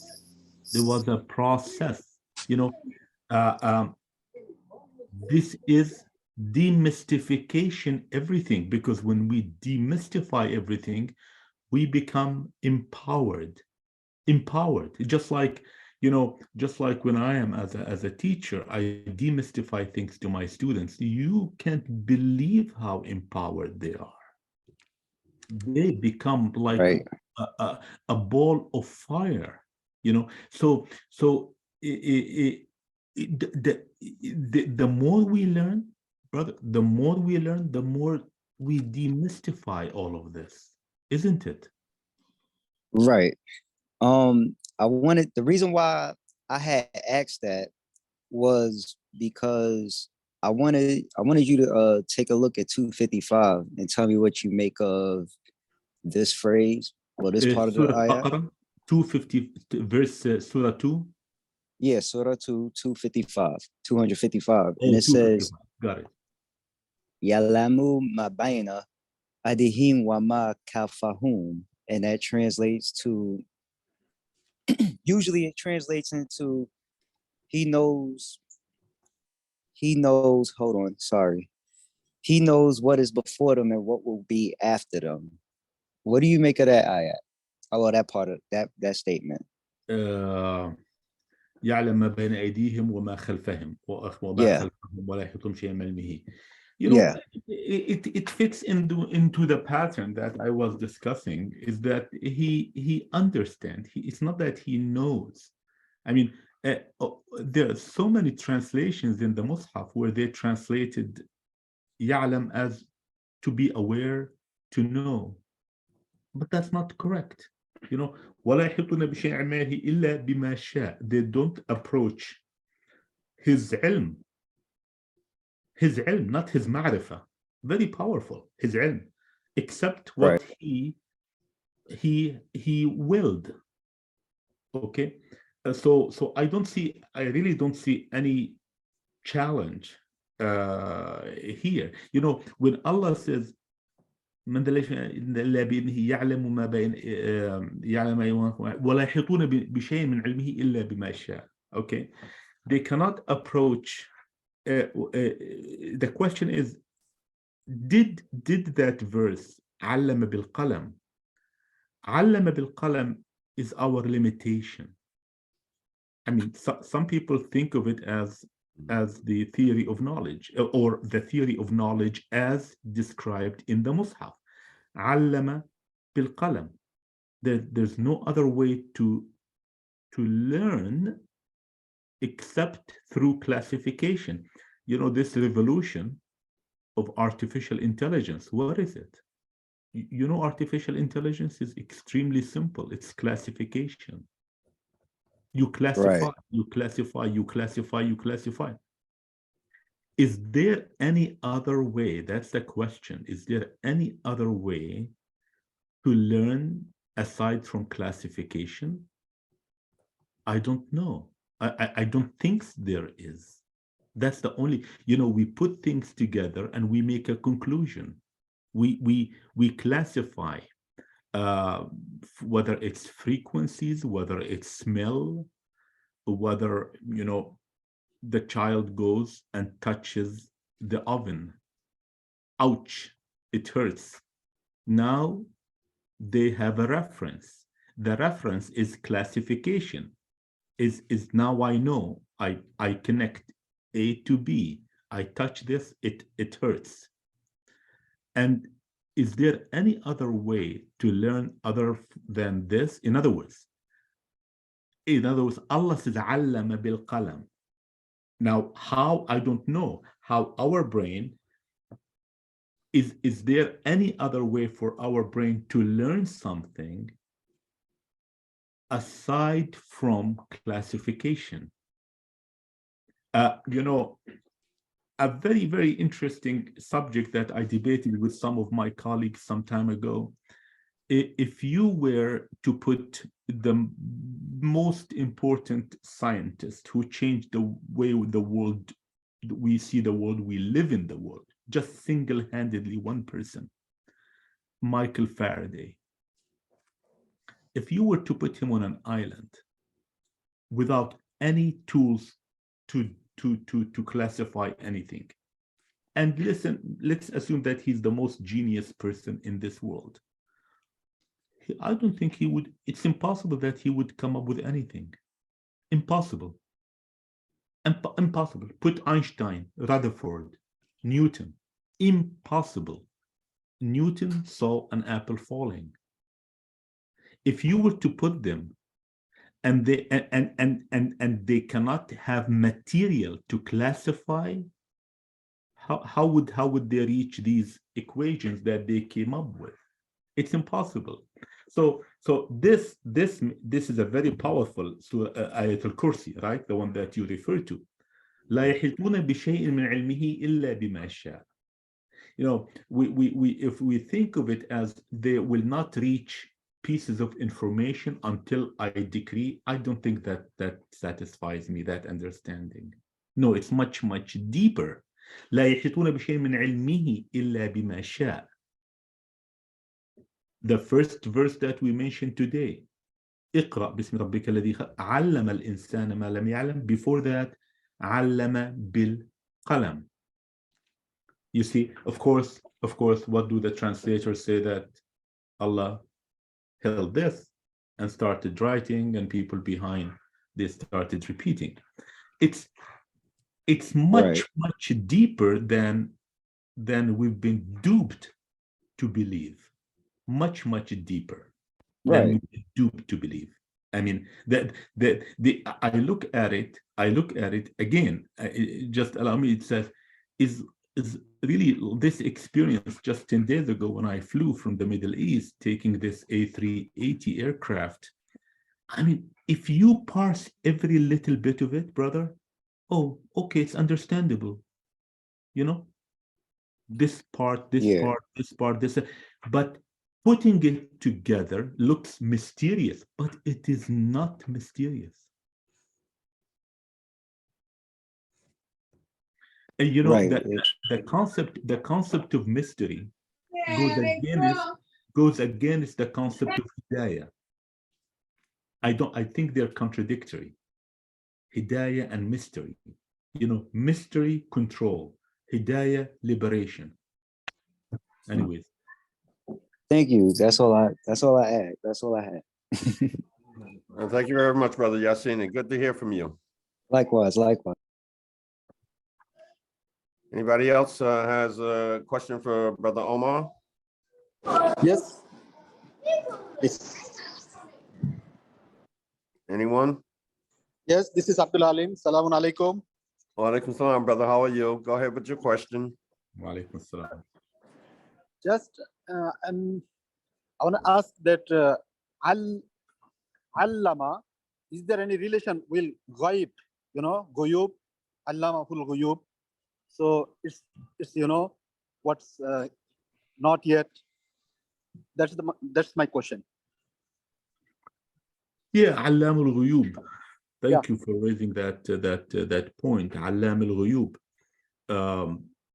Again, I don't see, this the reference to this will change, any of what we've kind of said or concluded. Ghaib is relative, Ghaib is for us is not what ghaib for Allah, Ghaib for me is not what ghaib for brother Hamza Malik, Ghaib for me is what he sees on his desk, but he sees something on his desk, If I had sensors that are put everywhere in his room, then I probably would be, seeing what he has on his desk. So it's I think the only way we can broaden and reach new heights is through science. I mean, isn't it? It's through science. I mean, this technology that we have in front of us should elevate our thinking, should elevate rather than just to be consumers of this science. I always thought about how when someone perishes, let's say in a car accident and evaporates, let's say, or you put, I'm sorry to use these gory examples, but you put acid on someone and there's nothing left of that. But nowadays we can think of the iCloud. The iCloud as if everything we do is already transmitted to some processor somewhere in the universe. Mhm. And you know what? This is the reality for the little things we do right now. Mhm. We lose our computer, everything is in the iCloud, where while physically it's in a server on the Amazon, on the Columbia River in Oregon, in the state of Oregon. But it's we're getting there. We're getting to believe that yes, I will never perish. I cannot perish. The information is there. Reconstructing right now, we can do 3D printing. I can send a file to India and they can reproduce the geometry just through a software program. Mhm. If we look at the material science, they're the only ones that Allah referred to strengthen our to validate that this is a book that is worthy of respect as coming from Allah. And now, of course, this is where we deviate or we part from the so-called materialistic people, because they say, oh, this is a materialistic perspective. No, wait a minute. This is where we deviate. We deviate in that all of this is intended to make us have a lawful, peaceful life. Not just for the material stop there. No, it is intended for us to accept these laws from Allah, these hudud, these injunctions, to have a better family life, a better society, a peaceful society, a peaceful. That's the key. That's the key. That's the bottom line. Okay, so it is materialistic people stop there. No, we don't. We say that's the tool only, the means to achieve a close to utopian life on earth. Anybody else? Any questions? Any further questions? Let me ask you, Brother Omar. Excuse me. Oh, Billy. Okay, I understand. Billy, are you there? You have a question? Yes, please. Thank you. I appreciate you. Go ahead, no problem. First of all, salam alaikum. It's nice to meet you, Omar. Salam alaikum, bro. Yasin as well. It's nice to meet you as well, like on a call for the first time. So it's Yeah, so walaikum cool to be salam. on a call with y'all. I appreciate that a lot. I guess I have two points to raise. The first one is just examples given in verses, and the second point hinges more on the definition of words in this case. And I really enjoyed your presentation as well. I just wanted to throw that out there. I guess my first question is that there are verses like Surah 33, verse 66, for example, where it says, "The day their faces will be turned about in the fire, they will say, how we wish we had obeyed Allah and obeyed his messenger." So let's take that verse, for example. That verse seems to predict a future event. It seems that Allah knows knows how they will react on Judgment Day in that future event taking place. And the reason I chose this verse specifically is because there's other verses, right? Like, just for example, don't know why I pull this up. There are other verses, like, say, for example, Surah 19, verse 19 to 21, where Miriam ultimately receives the message that she's going to be having a baby, and Allah says it's a matter decreed. And I didn't want to use that example because that's something Allah's causing to happen in the future. So of course Allah would know that. And there are other verses where, let's say Surah 15, verse 14, verses 14 to 15, where Allah says, "Even if we open to them a gate from heaven and they continued therein to ascend, they would say, our eyes have only been dazzled, rather we are a people affected by magic." So that seems to me to be an event, it seems to be predictive, right? In the sense that Allah is saying, hey, if this thing happened, they would say this. So Allah seems to know what they're going to say. But the reason I chose the verse that I chose specifically is because this is predicting a future event, and it doesn't seem like a what if scenario. It seems more definitive. It seems that this day, Judgment Day, will come, and when it comes, that's the day their faces will be turned about in the fire. And it says they will say, how we wish we had obeyed Allah and obeyed the messenger. So in this verse, I guess my question here firstly is, would this verse not be an example of Allah predicting, or I don't want to say predicting, would this not be an example of Allah knowing a future event and telling us what will happen, for example, on the Day of Judgment? And then we could probably address that first, and then I just have one more follow-up question, as long as you don't mind and you have the time. Sure, brother, you don't mind, because you mentioned several verses and I want to give justice to each one rather than go over them quickly. Whether we will have time to cover all of them, that's a different story. But because I take the words of Allah very carefully. Al-Ahzab, I think you referred to 3366, يوم تقلب وجوههم في النار.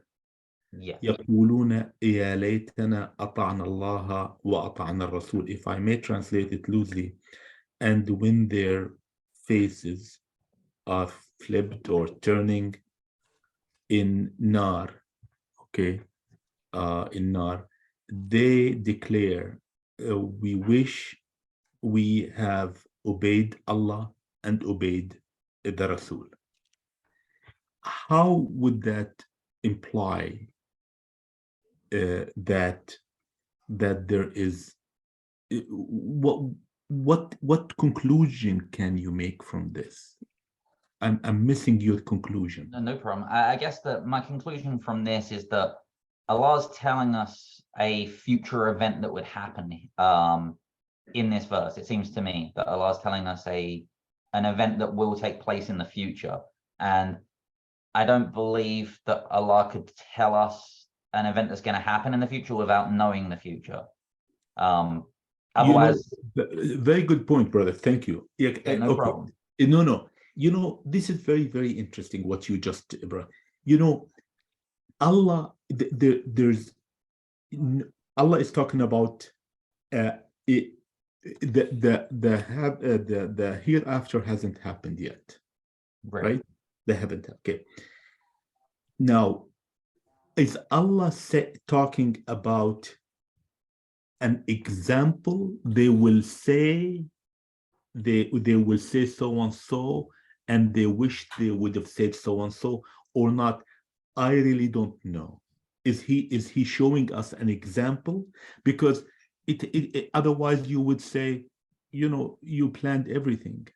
Right. So what's the point? So I really have to look at this very carefully, because it seems that it's an example that Allah is giving here.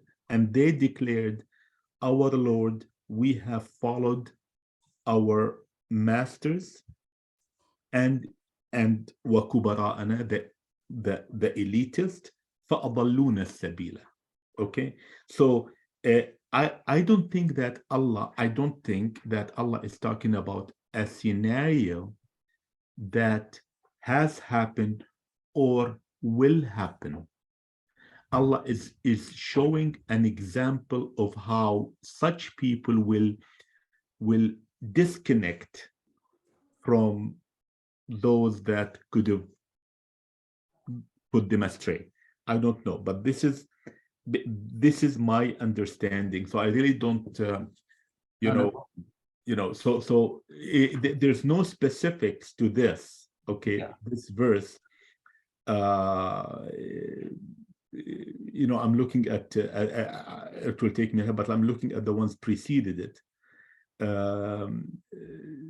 because Allah talks about the kafirin, a generic. Allah is not talking about a specific people, and he's saying that those who are in this category, they will be dealt with in a certain way, and they will question what has brought them to this situation.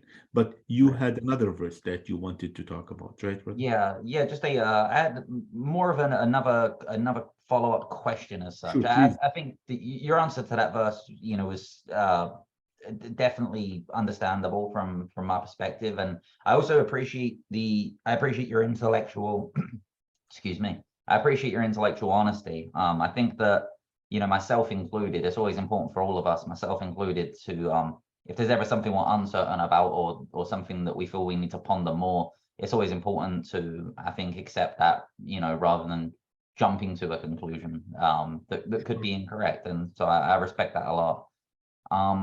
Right here, I guess that it seemed to me that I went through a whole process on this call listening to your presentation, and throughout it, it really got my gears turning. It really got me thinking and pondering. And it seemed to me like a lot of the verses I was looking at throughout the presentation, they seem to hinge on whether it's predictive or whether it's knowledge that Allah has in this case. Does he know things, or is he predicting things? And so, to be honest, I had to go look up the more concrete definitions to see what is the distinction between knowing something and predicting something, between knowing something will happen and predicting something will happen. And so, at least according to Oxford Dictionary, it's just the source I chose online in this case. And I also understand that Arabic definitions can differ from the definitions in English. So I'm not saying this is necessarily correct. I could be wrong.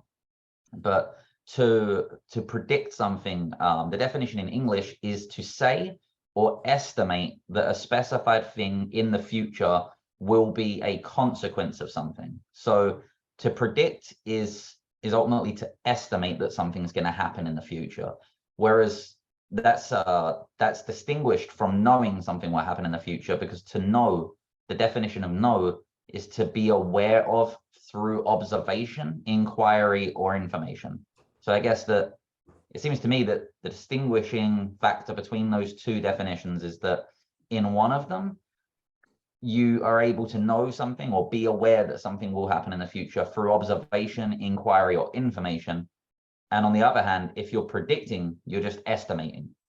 So then the questions that I got from that was, does Allah know or does Allah predict? Does Allah estimate that something will happen, or is Allah aware that something will happen through observation?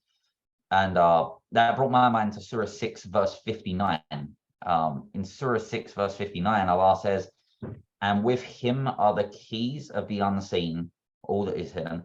None knows them but he, and he knows whatever there is or on the earth and in the sea, and not a leaf falls, but he knows it. There is not a grain in the darkness of the earth, nor anything fresh or dry, but it's written in a clear record. And so this verse tells us that Allah is aware of everything on earth or in the sea, even leaves falling from trees or plant life. And the word used here for knows in Arabic is ya lam yuha. And I may be mispronouncing that. If my pronunciation is bad, I'm so sorry, especially to any Arabic speakers that may be listening. So I see verses like this where Allah seems to be aware of things that's happening, right? This verse, Surah 6, verse 59, seems to give a clear example that Allah is aware of things that are happening, and he's aware of the leaves falling, is aware of anything on the earth, he's aware of what's in the sea, he's aware of the unseen. It seems to me that he knows that these things are happening through his awareness, not through estimating or any uncertain means. And so I looked up the definition of estimate just to be sure here, and to estimate is to roughly calculate or judge the value, number, or quantity of something. And so it doesn't seem to me that Allah estimates, and estimation is part of prediction. And so considering this verse where Allah seems to be aware of things through knowing them happening and observation, having the correct information, I would say that Allah knows things. But again, I could be wrong. And so my question following this is, considering all of this, is there a reason to think Allah predicts the future rather than knows the future? Sure. Brother, this is a very good verse that you, I'm very glad you pointed to this verse. There are several things. One of the things that we are discussing is whether Allah has knowledge of what will happen or not. We can call it prediction, we can call it, so this is one thing. To know the future, to predict the future, to tell the future, to yatanabba in the future, that's one thing. The other thing is to be aware of what is present now. So these are two separate things. Yeah, you know? Absolutely. Yeah, that's number one. The second, notice that I'm glad you referred us to this verse. Allah didn't say يعلم الغيب here, at least in this verse. عنده مفاتح الغيب. He has the keys to the ghaib, the one that is the unseen. Ghaib is unseen. Okay, so if you look very carefully at this verse, it's not that I'm trying to prove a point here. Please don't get that impression. But and I tell my friends, and I told Brother Hamza recently, if you find something wrong in what I say, make sure you call me first. So here I don't find any reference to the future. Yeah, You know, it's a fair criticism. The time concept is a big, deep concept. Nothing happens without time. Now, we want to be lofty sometimes, we want to be holier than the rest, and we want to be and say Allah is, time is not relevant to him. Well, why did he create the heavens and the earth in 6 days? Why did he, time is essential, time is a factor. When Allah says Ana al-awwal wa Ana al-akhir, that doesn't mean that there's nothing between them. There's a timeline. He said it, al-awwal wal-akhir. Okay, there's a timeline, right? And if we look at the hereafter, there's life in the hereafter. There's a progression. It's not that things will stop. There's no time. So again, but referring to this one, again, I don't see any negation of the thought that Allah doesn't know the future. I don't want to repeat this. Forgive me. Allah. It sounds demeaning and sounds blasphemous. No, Allah has the ilm that He can tell us what is going to happen a year from now. Now, that's my conclusion. That's all. Would that be using the term takdir? Qaddara is different. You know, Takdir. taqdir is proportion. It has to do from qadar, proportionality. Mhm. You know, and that is related, from my understanding, to the creation. You know, he proportioned things. Because if we look at qadar, qaddara, all of this in the Mushaf, it gives us, it directs us to that dimension. Mhm. Now, you know, I know, Brother Hamza, this is not a group of philosophers who try to just waste their time, you know, on a Sunday evening to discuss. Mhm. No, I don't look at it this way. I'm an engineer through and through, which means that I like to be selfish enough in my life to use my time wisely to better my life and those who are around them. That's the core. That's the core. That's in my mind. That's in my mind. Not to prove anything philosophically. The concept of time is so powerful in the Mus'haf. Okay. Now, the biggest problem with what this concept is that the concept of Allah's knowledge, always, whenever you talk to people and they believe in predestiny, they say, but wait a minute, are you telling me Allah doesn't know the future? Oh my gosh, they derail the whole discourse. They derail it. Mhm. Please, whether he knows it or not, we can discuss it separately. And it's not a blasphemous discussion. It's not. Okay.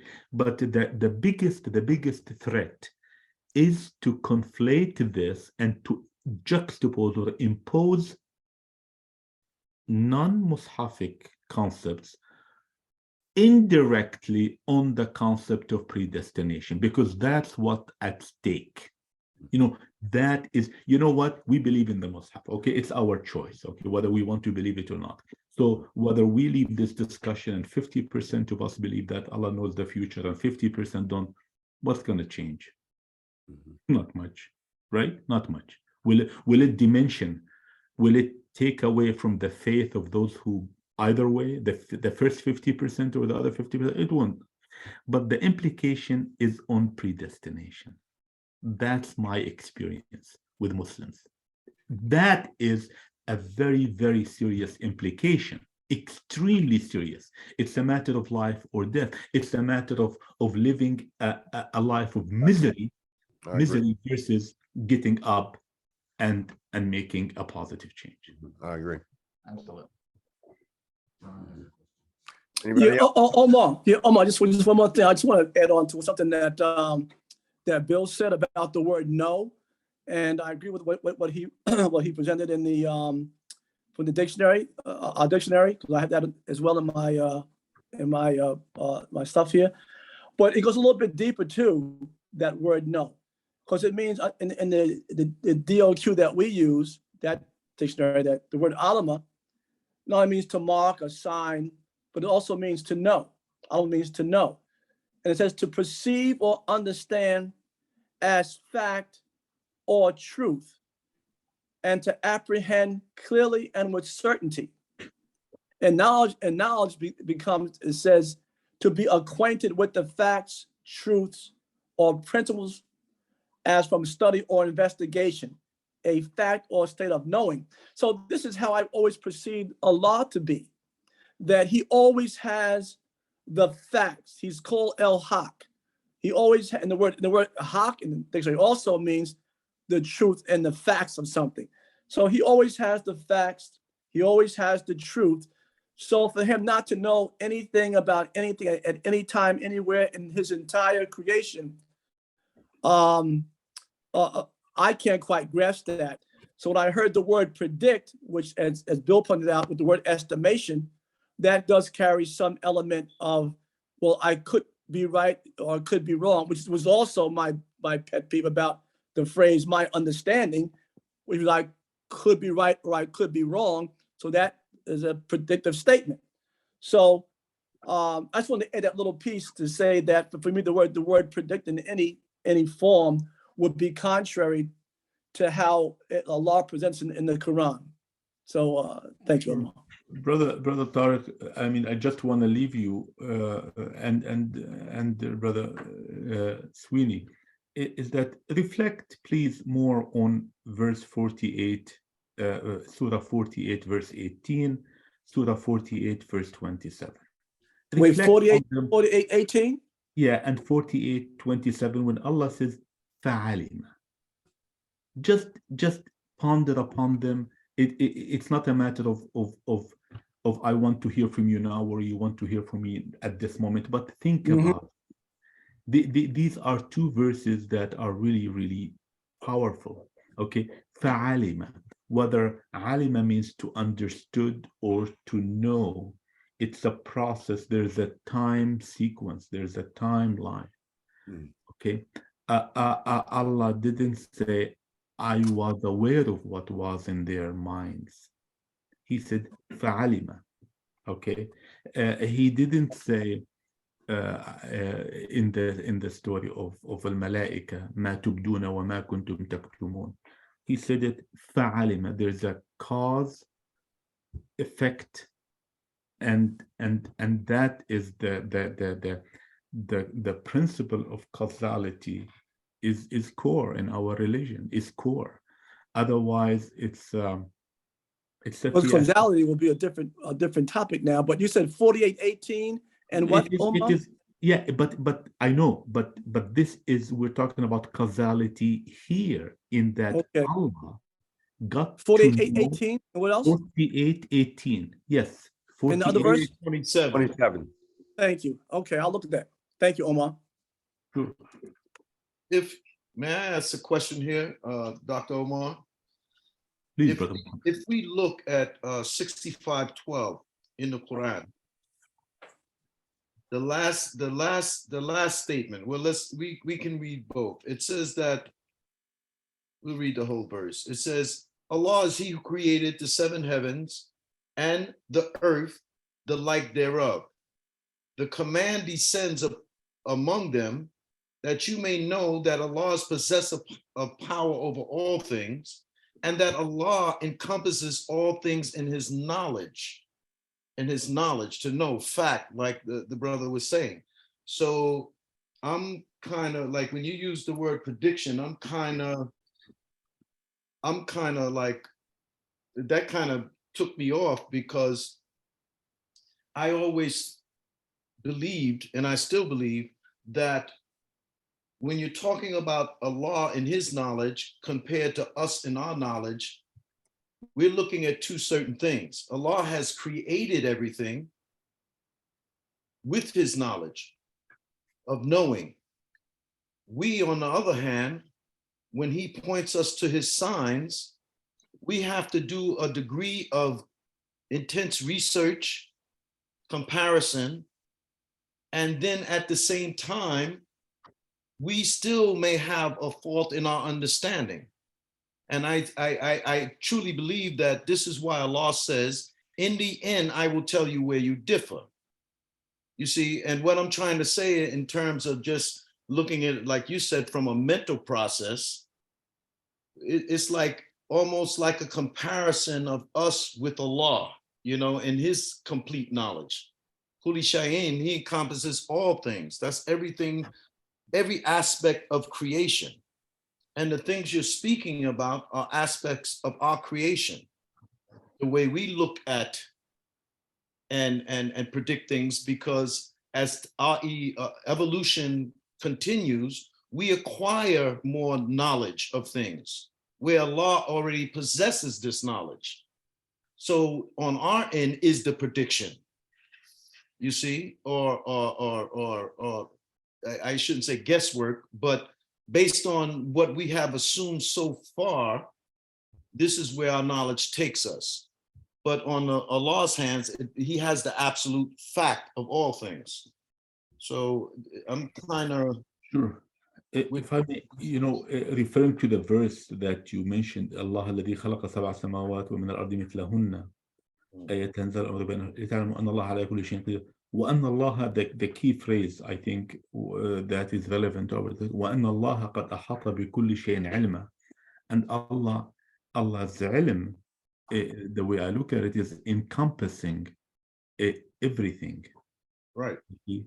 And that's perfectly, that's no denial of that. I mean, that's, he knows all the laws, whether the laws he created them, kalimatullah, we don't know, but he is in firm control of all the laws, and that's why يسير السحاب, he controls the sahab, the clouds. He does not say to the sahab, just do what I want and it will happen. He knows the laws to control the sahab. I mean, right now people know how to make some sahab bring rain, or they're trying. So we're still in our infancy in reaching his awareness, but this verse talks about his awareness. وَأَنَّ اللَّهَ قَدْ أَحَاطَ بِكُلِّ شَيْءٍ عِلْمًا. It really doesn't, no one is denying. I'm not denying the power of Allah. I'm not denying that Allah has means that we have yet to achieve. Are we getting close to him? I think we are. We are getting close to him, but it's still far away. I just want to mention something, and I hope it's relevant.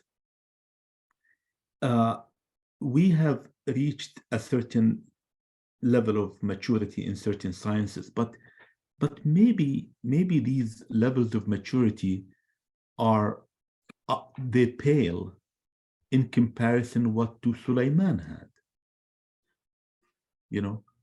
Sulaiman had the ability, and he said, Allah, you gave me this ilm to decipher what the ant, the language of the ants. Wow, that's amazing, right? Right now we cannot decipher what the ants are saying. We can decipher what the ants do. There's something called some genetic algorithms that look at how the ants walk. That's the best we can do. But do we understand their language? We don't. So Allah gave Sulaiman some ilm. Allah gave Sulaiman some ilm. Does that go back into that verse that Brother Sweeney mentioned, is that he gives ilm illa bima sha? Am I right, Brother Sweeney? I think you mentioned this Ayat al-Kursi, or Brother Tariq, it doesn't matter. So this does not contradict, I mean, I just want us to be precise. That's all. We want to know, I want to know how Allah operates.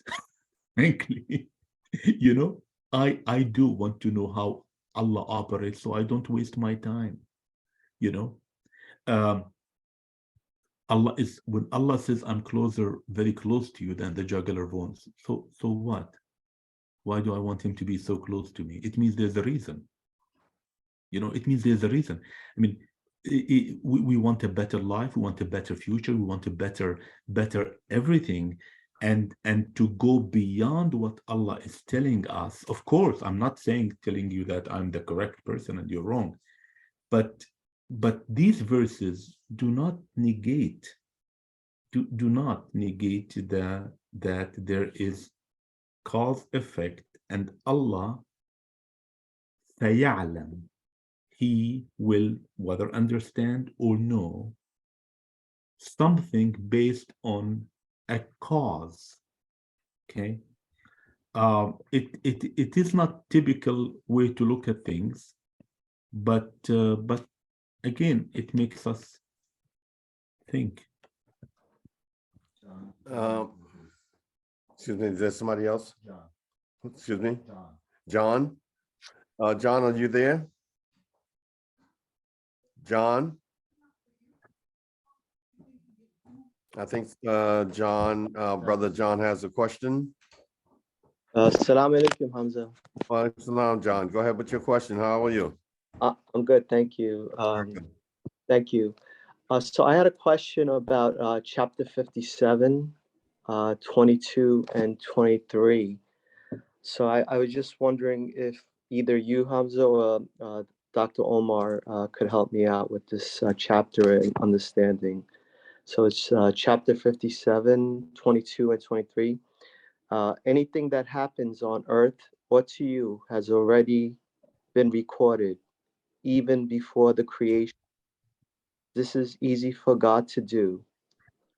Thus, you should not grieve over anything you missed, nor be proud of anything he has bestowed upon you. God does not love those who are boastful, proud. I was just wondering if Dr. Omar could, tell me his understanding on this chapter. And I also had a question about chapter 12 with interpreting dreams, because from what I understand from that chapter, the interpretation of dreams that is Yusuf, where he has the two young men that are in prison with him, explain his dreams to Yusuf, and he interprets them onto what will happen. One will be the king's butler, and the other one would die. And also the king asks him about his dreams, and he tells him, the king, about the dreams. So God gives him the gift of interpreting the dreams, and also tells him the future of those dreams in chapter 12. So I guess the first one would be chapter 57, 22 and 23 paragraphs, because I would really like to know what Omar has to say about those.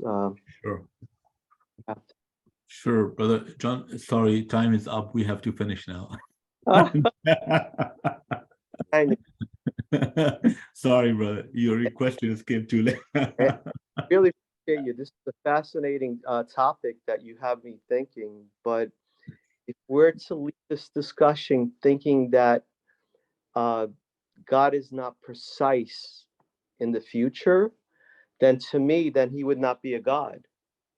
Yeah, you see, brother, this is one of the most critical verses in the entire Mushaf that you referred to, without exaggeration. ما أصاب من مصيبة في الأرض. I'm always grounded by reality, always grounded by reality. I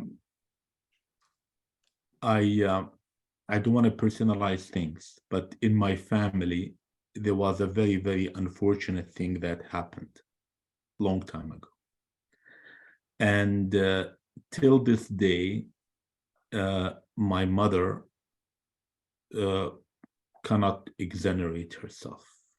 She said, I'm responsible for this till this day, okay? And sometimes people tell her, look at this verse. You're not the one to blame. It was meant to be. Okay. So it made me reflect too deep, and I will share few thoughts, and I hope that Brother Hamza will organize something in the future just to address this very, very important concept of whether our calamities were meant to be. We just should shut up and take it, or not. Okay. For now, it made me really reflect, what is the musiba? Okay, musiba.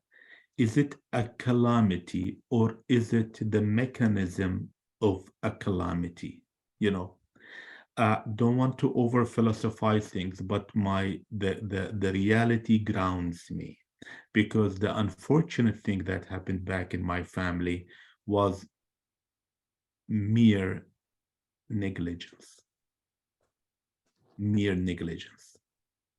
If you, brother John, if you don't make sure that the handbrake is on when you put your car, park it properly, it's gonna go down the road and kill someone. Mm. Okay. Did Allah write this in a book 50,000 years ago or a million years ago? It doesn't click. It doesn't. Because this understanding is a recipe for carelessness, for absolute carelessness. On the contrary, it makes us, on the opposite side, the flip side, it makes us very conscious and lead a better society where we're responsible for everything we do. Okay. Now, that's why I think that there's much more to this verse than just to juxtapose it on these scenarios that we try to seduce ourselves. We try to comfort ourselves, to exonerate ourselves from the responsibility. Yes, it could be painful. It could be extremely painful for, let's say, for a mother to lose a child. And come on, can it be more painful than that? For a mother to lose a child. But there is a lesson that we should be careful so that it doesn't happen again and to other people. So I don't know what I have to go back and look at musiba. You know, what is the musiba? Is it the mechanism? You know, is it the mechanism of a disaster, the mechanism of a calamity, or is it that particular calamity?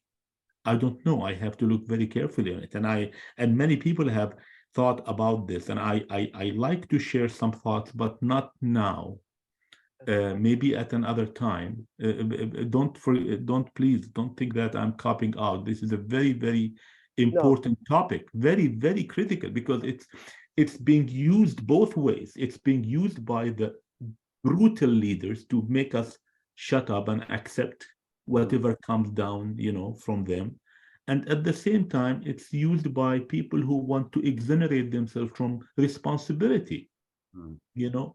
So I beg your forgiveness, and inshallah we will. But this touches more, you know, on the predestination concept, and notice that it was in a book, إلا في كتاب, you know, إلا في كتاب. Does it click that Allah wrote that, you know, that for me to have this kind of experience and for someone else to have a different experience? I don't think Allah works that way. Anyways, but we'll discuss it some other time, inshallah. So if I have another question, chapter 12, you touched on it a little bit with Joseph, the wording from there. So that particular chapter is very interesting to me because it's one of the only chapters in the Quran from beginning to end tells a story of the events and the things that happened in Joseph's life. So, but one of the gifts that God has given Joseph over there is the interpretation of the dreams, and he encounters his dream at the very beginning and explains the dream to his father, and his father says, you know, don't tell your brethren, your brothers about this dream. And also when he's actually put into jail, the two young men come and explain their dreams to Joseph, and Joseph interprets the dreams to them, which will happen in the future. And also the king has a dream and wants to know the meaning of the dream, and Joseph interprets the dreams of 7 years, you'll have this drought, you'll have this. So I guess what I'm trying to explain, not only God knows the future, but he gives the interpretation of the dreams to Joseph, and he's able to explain and tell the future through these dreams, from my understanding, from chapter 12. And naturally, there are stuff that happened to me, to my wife with our dreams that we did see, and the dreams did come true. So whatever you want to call it, but naturally we could only talk about it from the Quran. And so from what I'm understanding from chapter 12 is not only God knows the future, what's going to happen, but he actually lets one of his servants know about dreams and he gives the thing. Yes, brother. Thank you so much. I fully believe in what you said. I believe that there are two things. I want to parse things. In the story, let's start with the story of Yusuf. The story of Yusuf, Allah,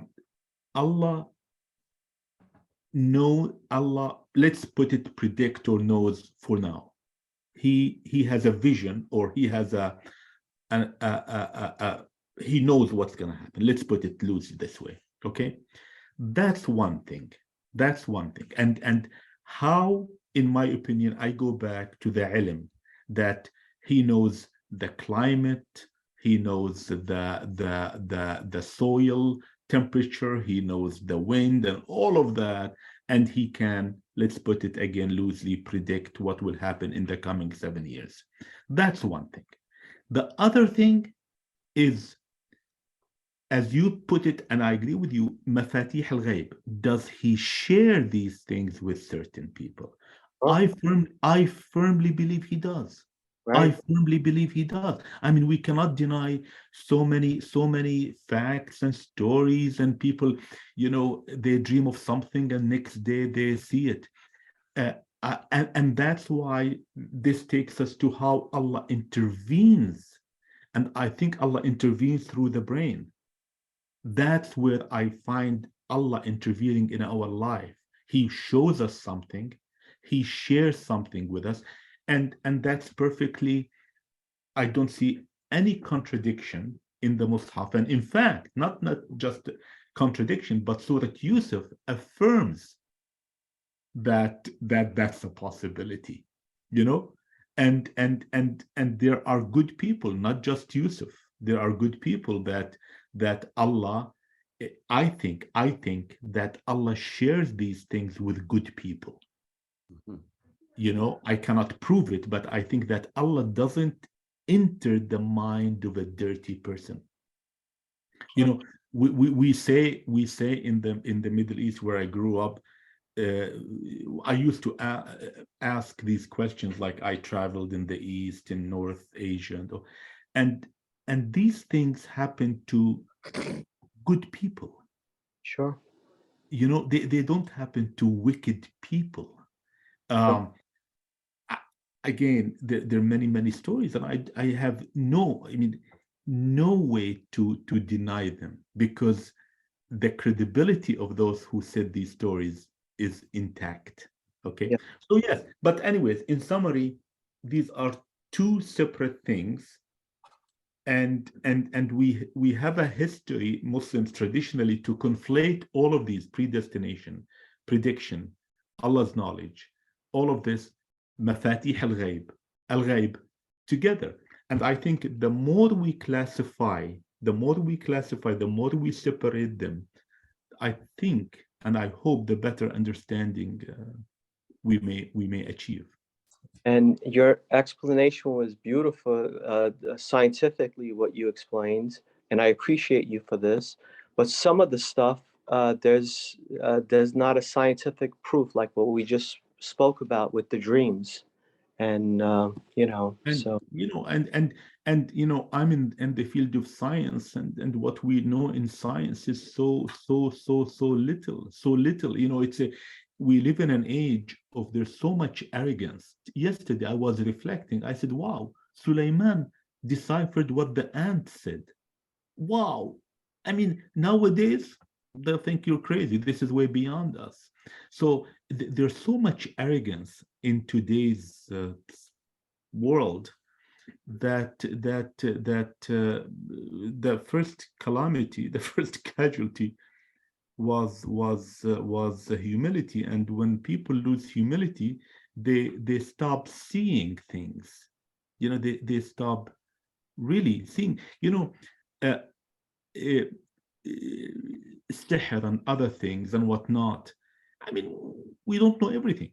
We don't know everything, right? I mean, Allah says in the Quran, يُعَلِّمُونَ النَّاسَ السِّحْرَ. They used to teach people. So I don't miss dismiss these witchcraft things that some people talk about it. We don't know all the details, but we cannot dismiss it, you know. But I want to emphasize something is that the cleaner the person is, the closer that Allah will allow him to get to him. I agree. I agree. Mhm. And thank you for your explanation. Okay, Brother Omar, if we've taxed you for so much of your time and we're just enjoying this conversation, we could go on, but we don't want to overtax your time. Brother Billy has another question. If you want to take that, we'll let that be the last question for today discussion. If you feel to take that question from Brother Billy. Make it easy, brother. Absolutely. Honestly, yes, I just wanted to kind of touch on a few points that you made, more so than kind of engaging in a deeper questioning as we were earlier.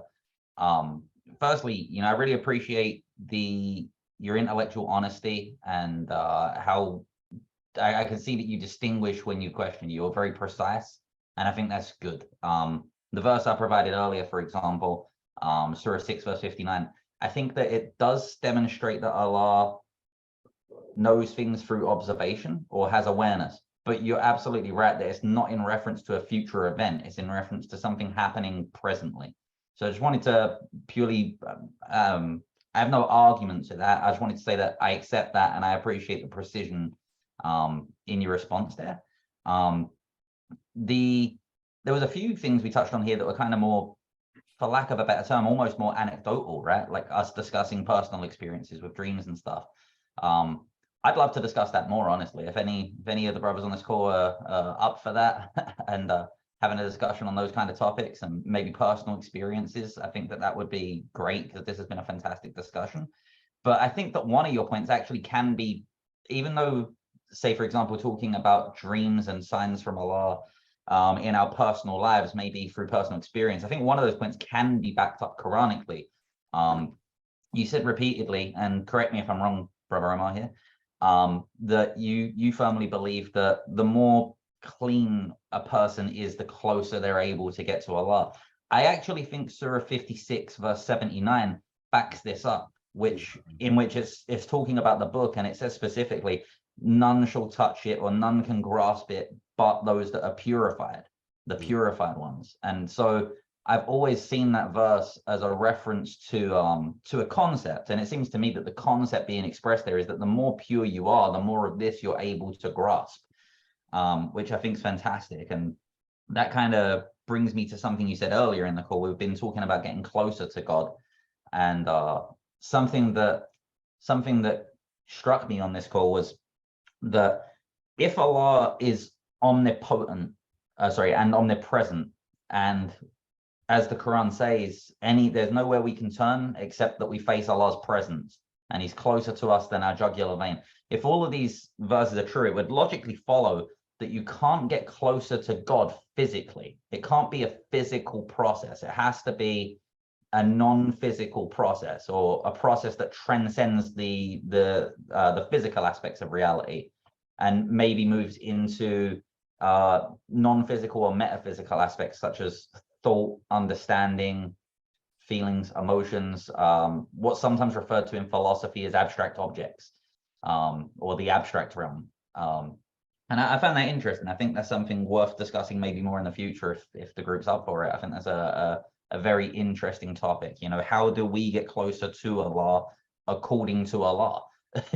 What does he say about how we get closer to him? I think that'd be a great topic to cover. And yeah, it's a fantastic discussion. I just wanted to bring that up, and also say salam alaikum to Brother John. It's my first time meeting you, brother, and you raised some great points as well. It was a fantastic discussion, and I really enjoyed it. It's also really, really nice to meet everybody, yourself included, Brother Omar. It's been a pleasure. I hope we can do this again more times in future. It's great. Thank you. The discussion is enriched by the people who are present in it, really. And I had, this had been my practical goal personally, is that that I think that Allah talks to us or communicates with us with things that we can comprehend. Rahim, Rahma, Alim, Ilm, all of these things, and I think it's, it is essential. I mean, some of us, of course, I mean, we're not preaching to anyone who's not interested in. I mean, there's some people who are not interested in light, but there's a lot at stake. If I want to just finish with this, Brother Hamza, there's a lot at stake. What is at stake? What at stake is that when we die, we don't start with a clean slate, all of us. No. Allah says, whoever is blinded in this world will be blinded in the hereafter. So there's a continuity. This continuity is so empowering. Even if I have 2 days left in this world, this continuity, there's a continuity. Imagine, there's a continuity.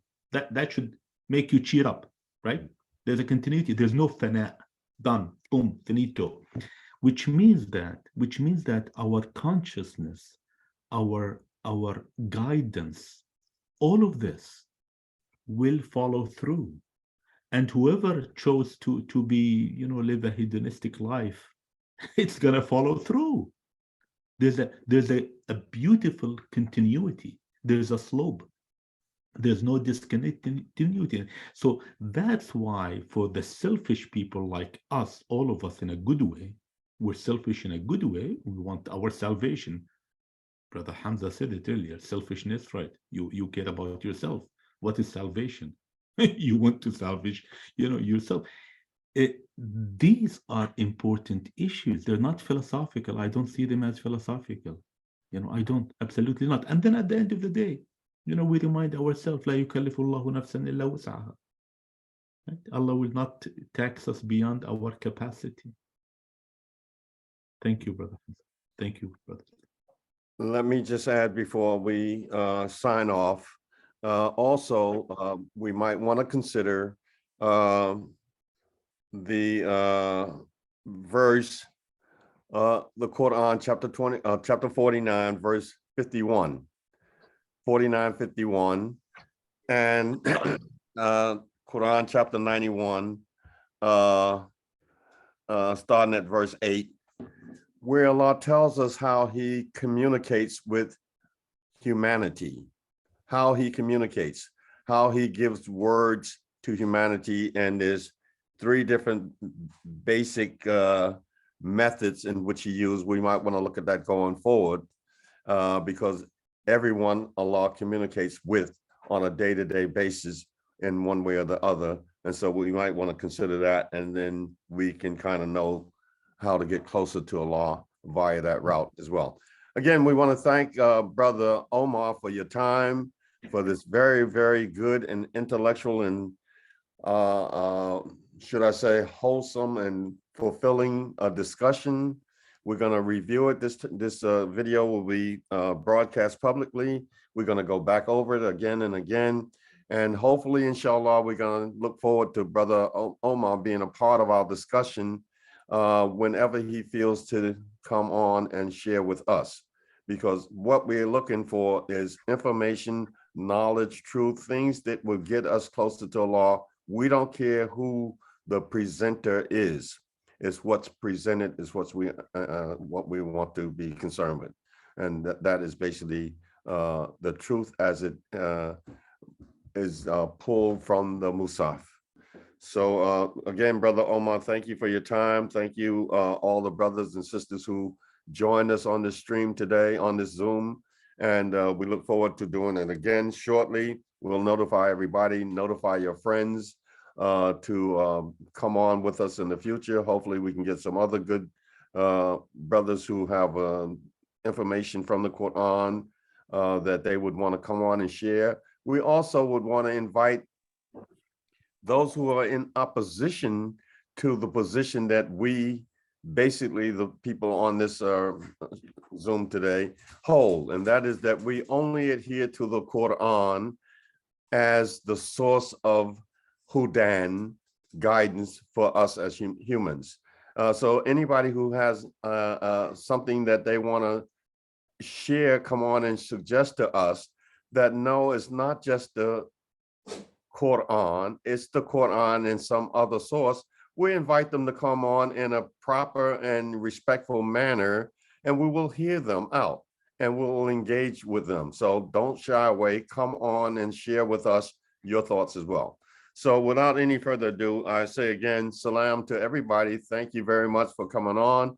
And Brother Omar, be well, stay well. All of you brothers and sisters out there, stay well. Salam alaikum. Assalamu Salam, alaikum. Hamza. Alaikum salam. Welcome, everybody.